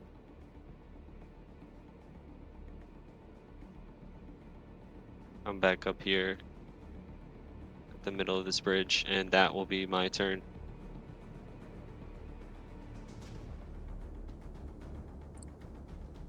It is Bromdeck's turn. Ooh. Oh, what was the? Oh, I see. Okay, yeah. So the radar did hit. I want to confirm it. Okay, good. Yes, it is Bromdeck's turn. I will say the shark looked. I mean, it'd be hard. It seemed to hit. I think with it being ice and whatnot, I think that kind of makes it more acceptable to go for the water. The water's A little- gone. Oh, water's. Oh shit. Wait, I thought you. Huh? They dropped the water flow. I don't know if they Oh, dropped I missed. concentration. I didn't. I didn't hear that. Okay. Yes. I have Wait. to drop the, Wait. but I didn't drop. Oh, the so concentration. so you can still do shit with the water because you have concentration on it. Correct. And drop particular flow. Correct. Okay. Okay. Yes. Oh, okay. 'Cause I missed that first thing. That's why I was Yes, yes, confused and yes. asked. Okay. Yes. Okay. From deck. Wait, What? wait, Right. Yes. wait. Uh-huh. I knew I was doing something because I have. Bitch, What? hang it. What? What about it? Can you ritual cast that spell though? Wait, Hannah. if you can cast a ritual casting. You can cast a cleric spell as ritual if the spell has a ritual. Does it have a ritual tag? I didn't think it I did. don't believe it does. I don't know if it is. No, Wait, but prayer if hearing casting is a doesn't. ritual, wait, you can cast a spell as a ritual if that spell has a ritual. Yeah, but ritual casting is like something that's. I'm sorry, ritual casting is like if there's a normal spell that is like normally doesn't take very long, but like you can cast it for free, but it takes 10 minutes. How would that be? That'd be the opposite of what you're trying to achieve here. Correct. Or am I confused? Yeah. Either way, you cannot ritual cast prayer of healing. It's not a spell that is ritual castable. I mean, it already functionally is because it takes 10 minutes anyway. But it's Mm, well, not sorry, but you can't get it for free. no. Yeah, and it's still 10 minutes until that healing places. Yeah. From deck. My turn. I cast firebolt on the remaining one. 19. That hits. Yeah. Right. That's a For fuck ton 18. of fire damage. Holy shit. turns out you can add freaking spellcasting modifier to cantrips. They get good. I'd have to agree. Damn. Okay. But yeah, it's my turn. Okay. Velian. And 18. Yeah. It's Velian's turn. Monsieur Yeah, it's not looking Velian. great. Cheesecake? Cheesecake?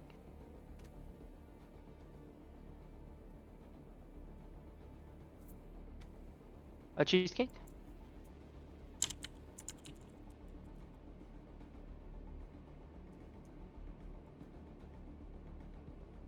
Oh no, is their new microphone so good we don't hear them snoring? Oh no. Oh no! Oh no! Shit! Oh no! I mean, I guess Oh, that's God. good, but oh no! Wait. I messaged them, they haven't replied. Oh no! Okay. I'll just have them. I'll control them a little bit. They're gonna run over here, and then And melee whack the whack. shark. For context, Tom, sometimes it's not like too bad, but they have narcolepsy. Is that Most it? likely, yeah.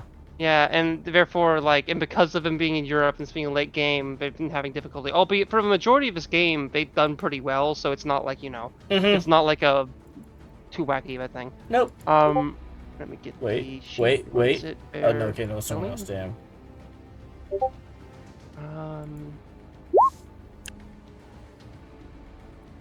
Alright, both those hit, and they slash into it, doing decent damage. Need to add the flame tongue damage. Yeah, I guess. This thing's pretty wet now, but so it's probably not as meaningful, but yeah, it still adds that. Let's see. I don't know, I feel like just being a bit wet doesn't stop someone hitting you with a flaming sword. Yeah, I'd have to probably the agree. damage might be less than, yeah. Well, I mean, yeah, actually, yeah. Albeit it's also got its weird blood kind of a bit, spewing about. But yeah, so that's, 4, 14.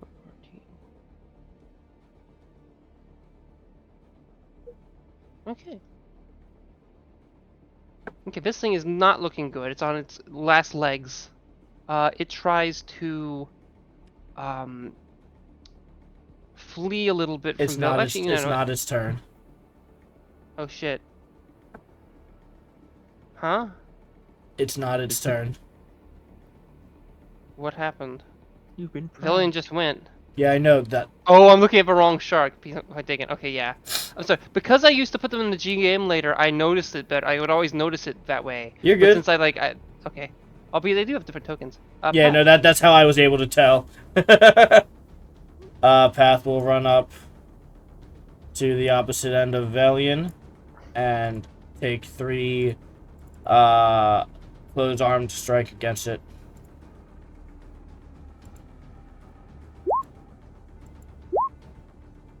Does a 14 hit?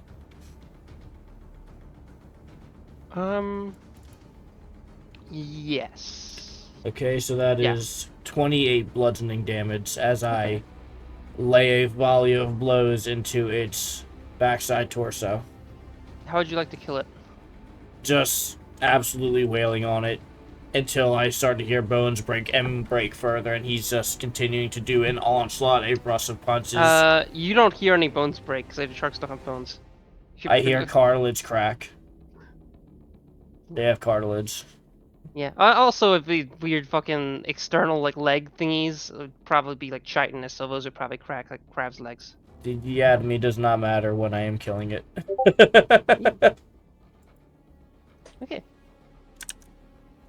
Let me put this back to.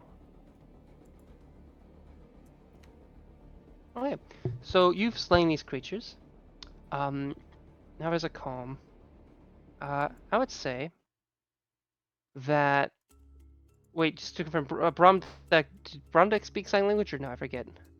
Yes. So, Zelgamp or Triangle, whichever one refer to them as, looks to you and starts to kind of do some sign language, and they kind of stop and they just kind of imbue it into your mind. I think what we're searching for came through here. I think they came from the waters. That was what I was expecting, but I wasn't expecting this. And they kind of, point a little bit to a bunch of the corpses. Obviously, you guys just fought a shark, and there's that, but, they're coming from a perspective of, like, okay, hey, we're a shark, but, like, they kind of aren't even making a deal out of the fact you guys just fought a shark with legs that's leaking, like, black blood. Yeah. Bromdeck will move down to the corpses and can I examine them more closely for a medicine check? Yeah. And any of you can. Swear down. That landed on a 1 then. Okay. So it looks like, which one did you specifically do you want to investigate? One of these, this guy, or okay. So it looks like this one it looks to be, with a 14. It looks like something had grabbed it and had basically like snapped its arm and pulled it off a little bit. It doesn't look like a clean thing, but also doesn't look like it does. By no means does it look like something bit it. It almost there's like a bit of tension and in areas of pressure, like or more so like a bruising around certain parts of its arm, where you can see like a hand must have grabbed it and applied a great amount of pressure as like the other hand kind of moved in direction to kind of fully crack it.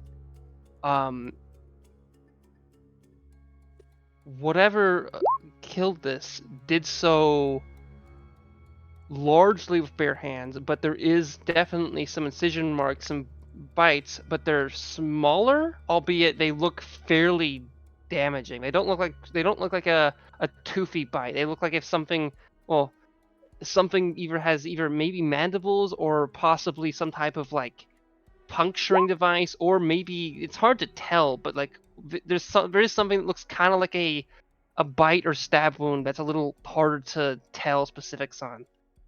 But the main thing of note that you can kind of get with a 14 is the initial thing about its arm. Thus, whatever did that probably had hands, but could have done something similar, maybe with like claws, like as in like a crab claw or something. All the bodies in a similar state. Is that what or is it your question, or did someone ask that? No, that's my question. No. The bodies look some. Would you kind of move around this area, like this grouping of raised ground from like here to Yeah. here? Or are you just talking about? I would say some of the bodies over here definitely look like the sharks were grazing upon them, and it also looks like some of the bodies kind of there's some greater variation. It looks like this thing didn't rip off everyone's arm. Sometimes it ripped off their jaw. Sometimes it might have like you see a couple that look like there's clear like daggers or spears these things were wielding that were then used upon themselves, like as if this thing grabbed like a spear from what they're having and then jabbed it through their like skull. There's definitely some variety of ways in which these things were killed, but they were at least most, I mean, assumedly most, if not all, of these things were assumedly not killed by the sharks. It's, I mean, just of a 14 still, like, it's possible that maybe some of the ones far over here that were being eaten by sharks were actually alive earlier and they survived their wounds from whatever had happened and then happened to be attacked by the sharks, but you're not sure on that. Can I roll an insight to see if they fought back at all?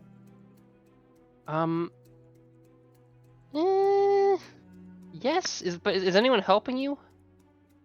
Since I don't know if other people were trying to also kind of investigate stuff with that, and that's kind of a big. Yeah, I think you could, but. Roll an investigation instead. All right. You could. I mean, you could do insight, but I don't think you could. I feel like I'm considering having you do disadvantage insight based on that. I feel like investigation would be a better way to go about it.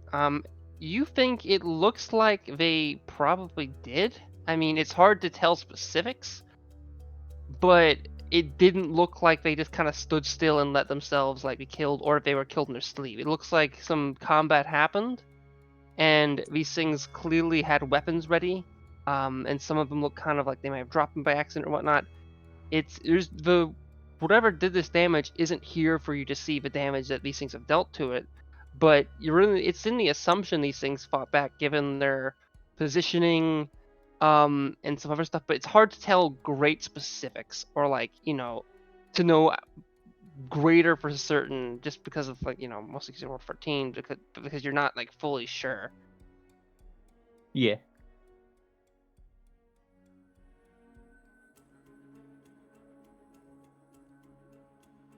But yeah, that's what Bromdeck is doing for the next little while. Okay. Okay.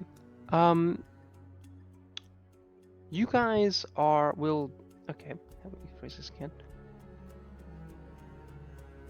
I would say that Triangle, or Zelgamp, whichever one I refer to, would kind of talk a bit to Freld and then head up a little bit closer to some of the other ones, mainly to, I think, to Obsidian, and they would say similar to what they said to Bromdeck. I think the one we are tracking may have moved down through this path. They say, in telekinesis, there's telepathy, so it's not like, it's just a very neutral voice. That's probably your own voice. Fair enough. It may seem so. I believe this based off what I understand of it.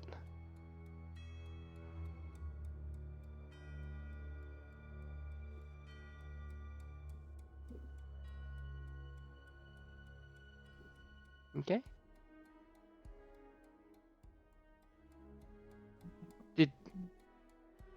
Oh, I see. You must have something vacuuming in the background or something.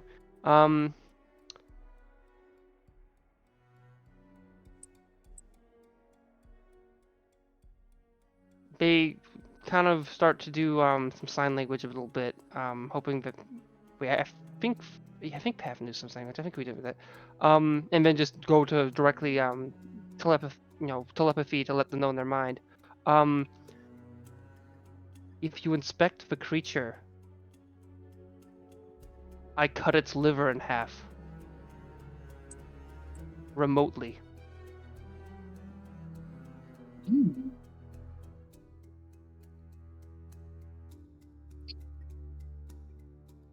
Okay. Pav, roll a medicine check, and also a con saving throw.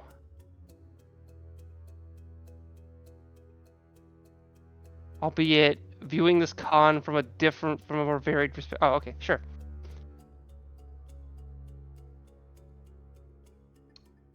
Ba-ba-ba.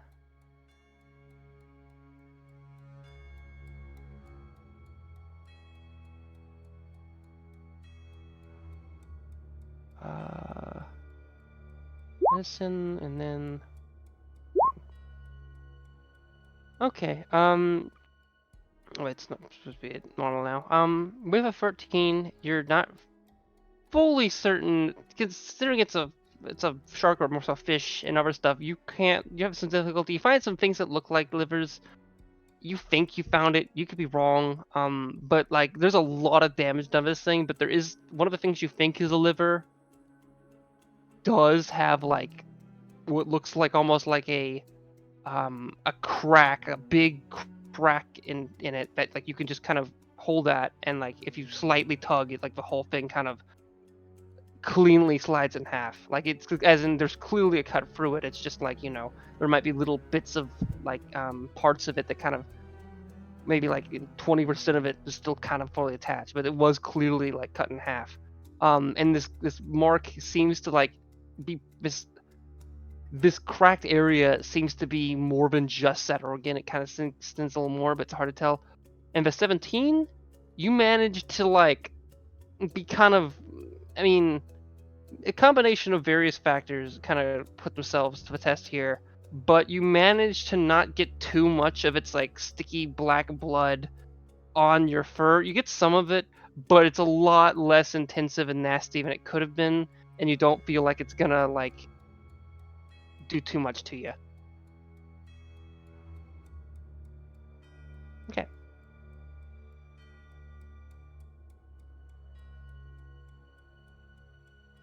With that, would you guys? Oh, okay.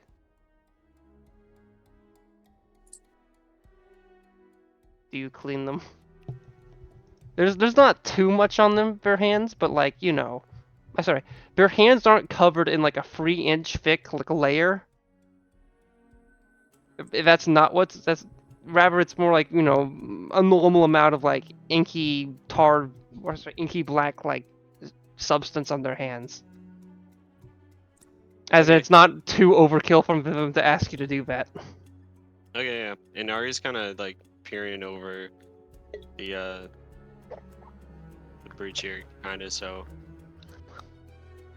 Path gets her attention and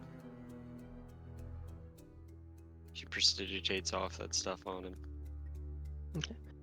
Okay. It manages to successfully work. I'd say like not even for the most part. I would just say that precipitation managed to get all the substance off his fur. Albeit it was mostly just on their hands. Maybe a little bit here and there from like blood splatter.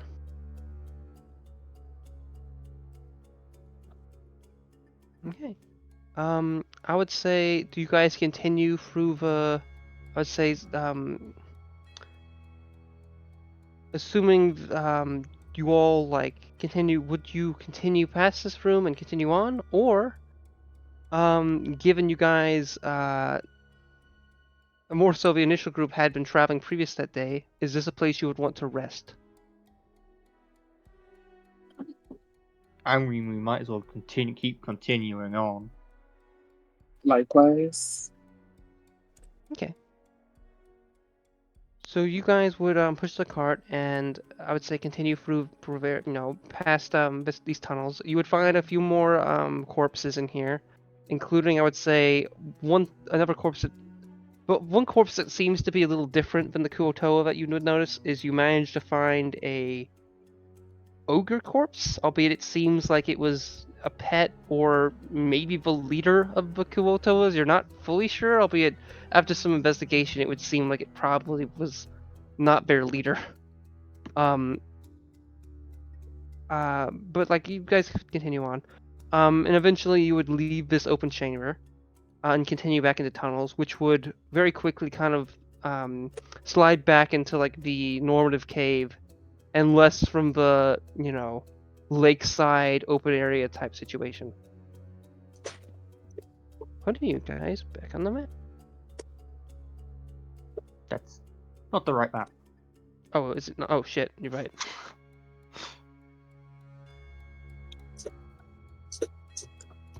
Okay.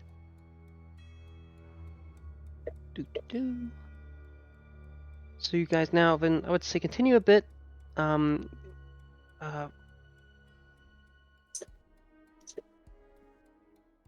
would kind of help kind of move you guys in the right direction, at least as in mentioning, like, oh yeah, we're probably not gonna take a turn here. Albeit if you did, who knows where it goes, because it's not a well mapped area. And you guys get to an area where like the ceiling starts to get a little bit shorter, but it doesn't quite get to that uncomfortable level. And you manage to keep going until suddenly you get to surprisingly another open area. This one being not lakeside, but rather a large cavern sorts, which seems rather strange. There's some lights here and there from various glowing mushrooms, but as you kind of fully get into it, you realize you've walked into a fungal forest of sorts. And there seems to be a lot of various particles in the air. Some of them having a greenish hue. On the ones with the greenish hue seem to be kind of slid open towards like the most open spaces, mainly the path. But you guys aren't quite in that area of greenish hue particles right now. As in, I'm talking like visible like spores and things, and just stuff kind of floating in the air.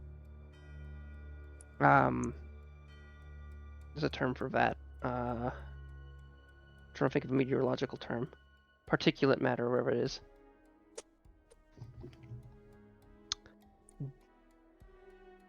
Well, I know, but the like the meteorological term for like that spores would fall into, if it would be it's not particulate or something like that. For like any just anything in the air that's not normative oxygen, or sorry, normal air, or whatever it is, I forget. Okay.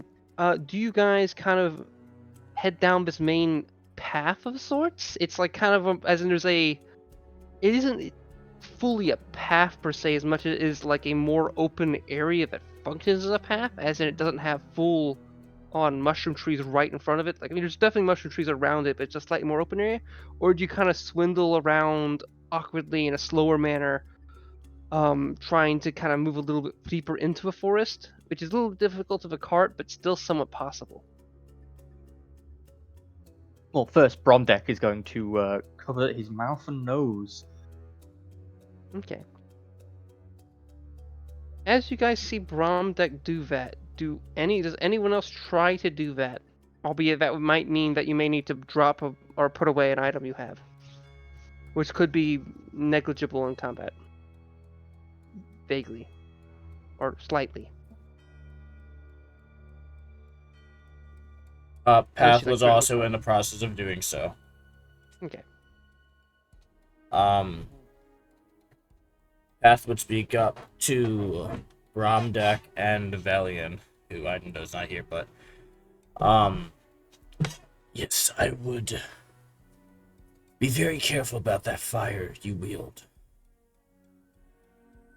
I don't know if there's anything dangerous in this area, but these spores are prone to explosion and or flame. So, best be careful. I mean, we could always test that. You are more than able to do so. I will be stepping back while you do so.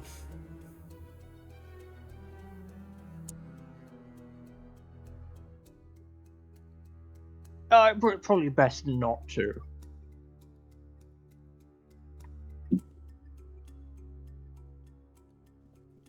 You know, as of right now. Do you have an answer to my initial question? Do you move through the more open area but has this conglomeration of like green particulate matter, green spores?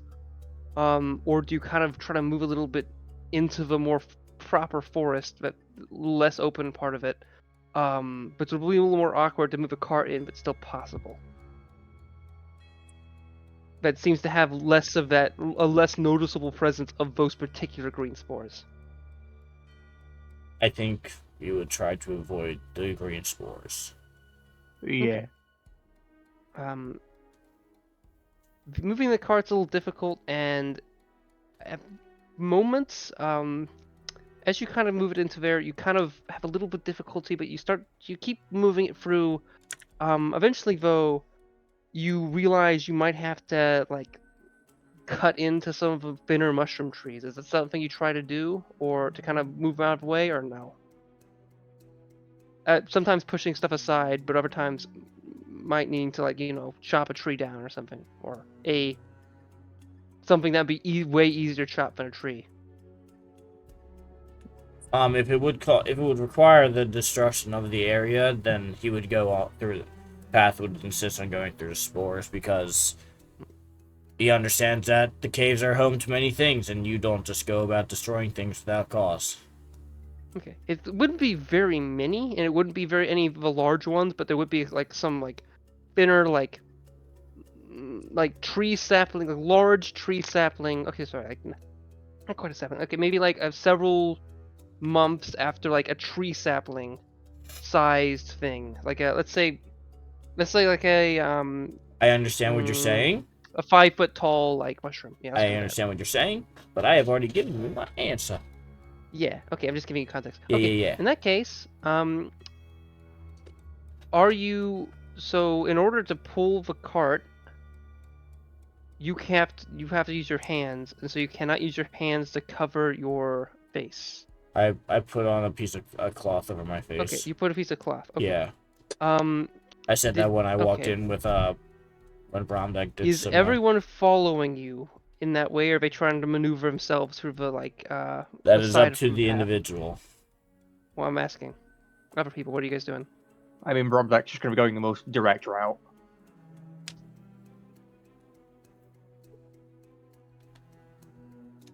Okay. Anyone else? Otherwise, I'll assume you guys are with the main group. And are you Obsidian?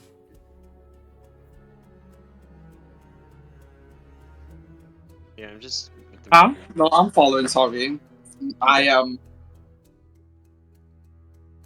In that case, I would like you all to roll Constitution saving throws with advantage on Bromdeck and Path. Okay. Unless someone else had already previously specified they were masking up in some way or another. Not good. Wait, Okay. is everyone rolling Constitution saving throws? Yes, you're yes. walking through the sports with us. That's what you just confirmed. Oof. Okay. So Before. as you guys, so suddenly I would say, Wait. wait, Hold who hasn't rolled yet? Bromdeck up here. I'll roll for Yeah, I want to change that. how? Okay. Are you sure? Wait, are you sure? Yeah.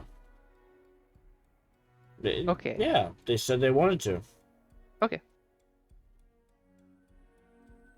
I'll see. Go for it. What? I don't like that. Are you sure? Well, nope, you said you're doing it, so do it.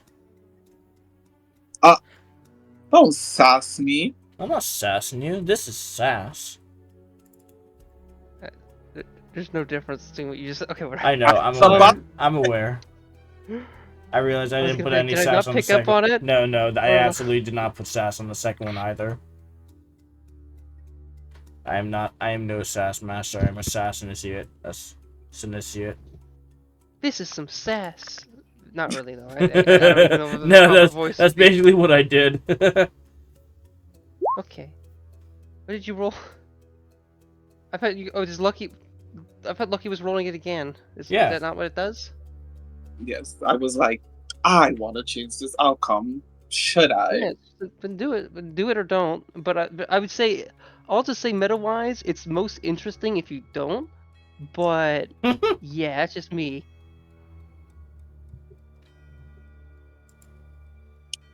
You roll it or don't. You have 10 seconds to choose. Okay. Oh my Okay, god. okay. Oh, So, nat and 20. I'm going, since they're not here, I'm going to say that for the sake of just this sequence, Velian would auto fail. Okay. So you Gives- see, What I use. okay, so Inaria, you're feeling a little weird, and you can't you barely kind of, things feel like they're slowing down a little bit. And it's a little hard to breathe, but you can still breathe kind of, and after like a couple seconds, that little sensation that made it kind of hard to breathe kind of goes away a little bit, and you feel odd. And then suddenly, Obsidian and Bromdeck, you see Inaria suddenly just fall to the ground, as well as Path, Threld, and Velian. Triangle slash Zelgamp, whatever we want to call them, seems to be upright, still.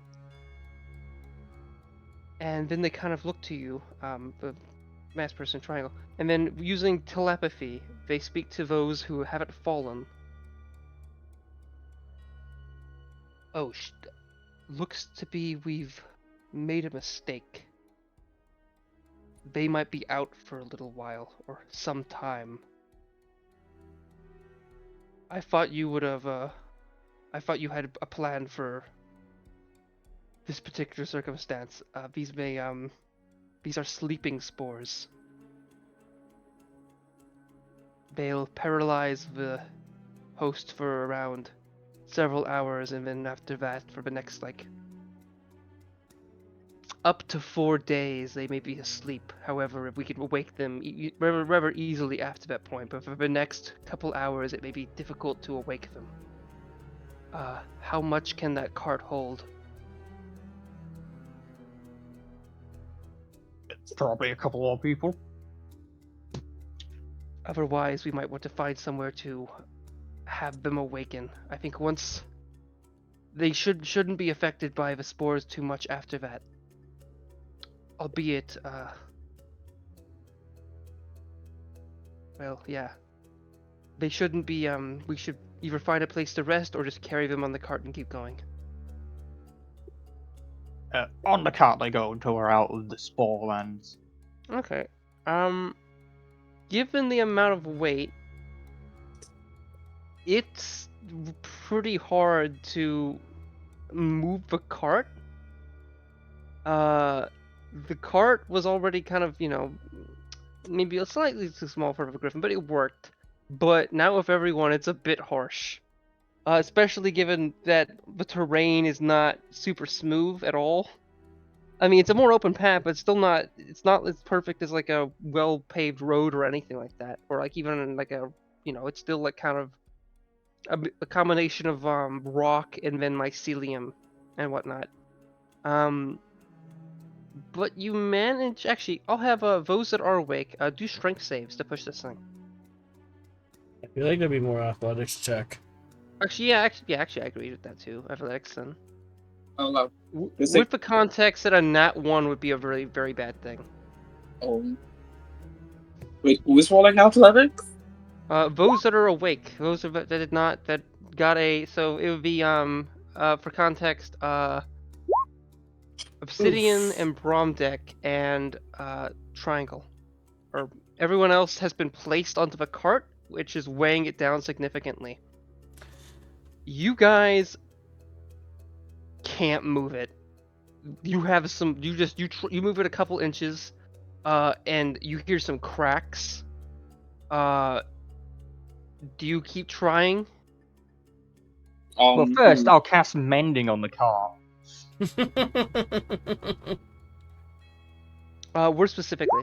Do you like look for where the cracks are, or just cast it on the cart and hope it works? Because I'm assuming you have to, specify a crack or tear. I'll have a look around, but it's a car. It's not. It's Yeah. pretty obvious where it's gonna be. It's gonna be on the I axle, mean, probably.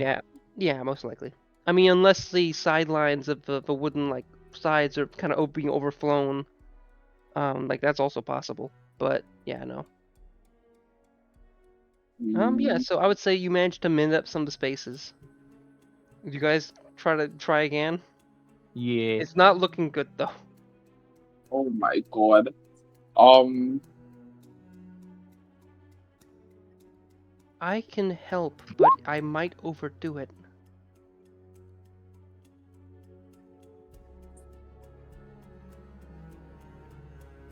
Oh boy. Yeah, you try pushing a little more and you end up kind of like barely getting it and you end up kind of almost losing. Okay, do a I know. Bromdeck, do a dexterity saving throw. I'm good at those. Okay, Oh. so you are having difficulty here, and you're real pushing it, and like the weight's real difficult. You managed to actually get it over like a hoop, a slight hill, but then like you kind of lose a grasp for a second, and the cart swings a little bit, and it's clear like if it fully does that swing, it's gonna crack, it's gonna like crash a little bit, and that might seriously damage the integrity of the cart, and it might break it, or it might flow down the hill a little in a really unnecessary manner, which could cause people to go flying. But you managed to grab it quickly and succinctly and at that right moment to prevent anything bad from happening. And like the most, I would say even like it is impressive. Like Obsidian looks at you and it's like, holy shit. I'm not gonna say describe it in a moment, but it's like from Obsidian's perspective, you just saw this person, you traveled for only a couple months now, like show like an unimaginable like athleticism in regards to reflexes.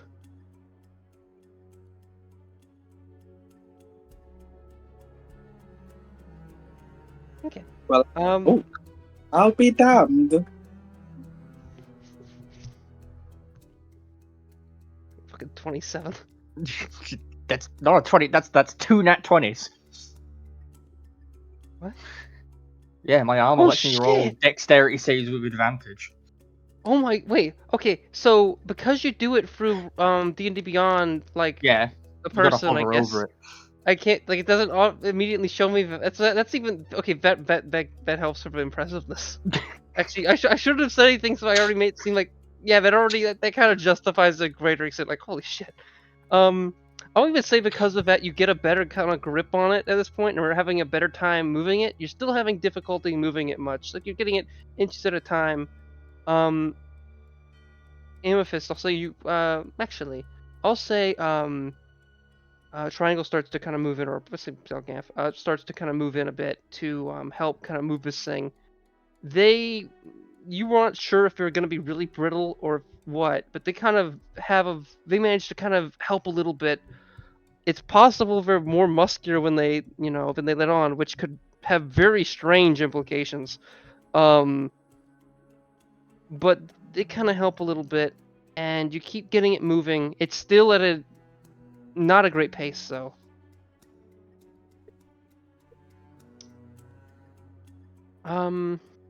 Okay. I think for various circumstances, I think, do you guys want to go for another 20 minutes, or do you guys want to end here? Makes sense to end here. Okay. with the context of next session, I'll have you guys move a little more. Possibility of combat with half a party kind of asleep, maybe, or more so, not even asleep, fully like paralyzed, unconscious. And we'll see with that. I don't know. I think I'd like to kind of find a way to resolve this, because playing with 2 out of 6 people is not terribly fun. Keep in mind, it wouldn't be a long thing now or next turn. Sorry, next session. Okay. In terms of functional time, but yeah. We can continue now for the next 1 minute. It just depends what you guys want to do.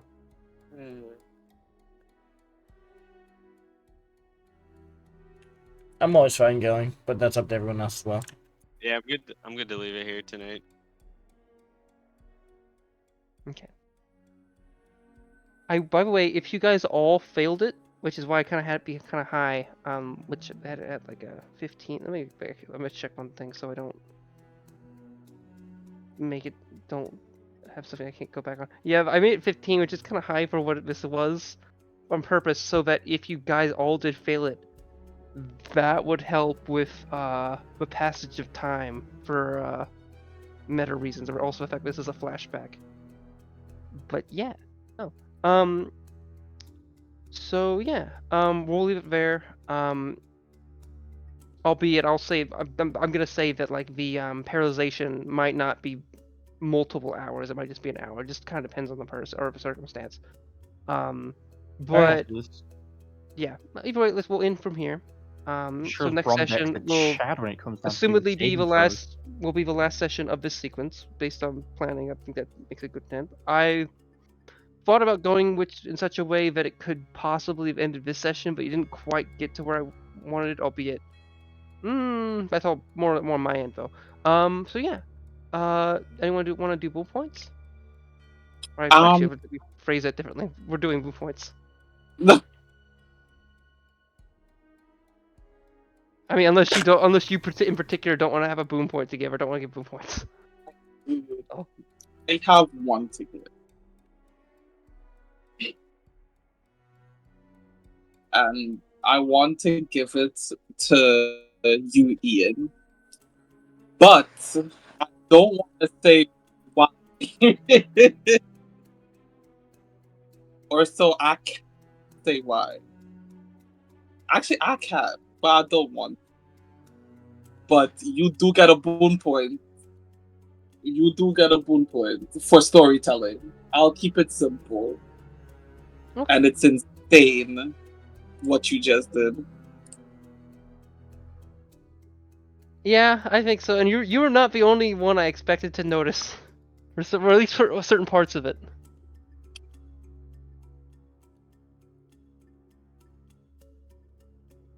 Or let's see. I do not have one to give this time.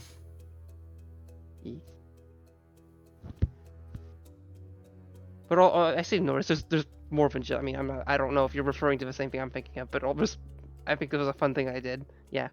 Let me add to the whatever this movie. Bromdeck or Dre, do you want to give one? No.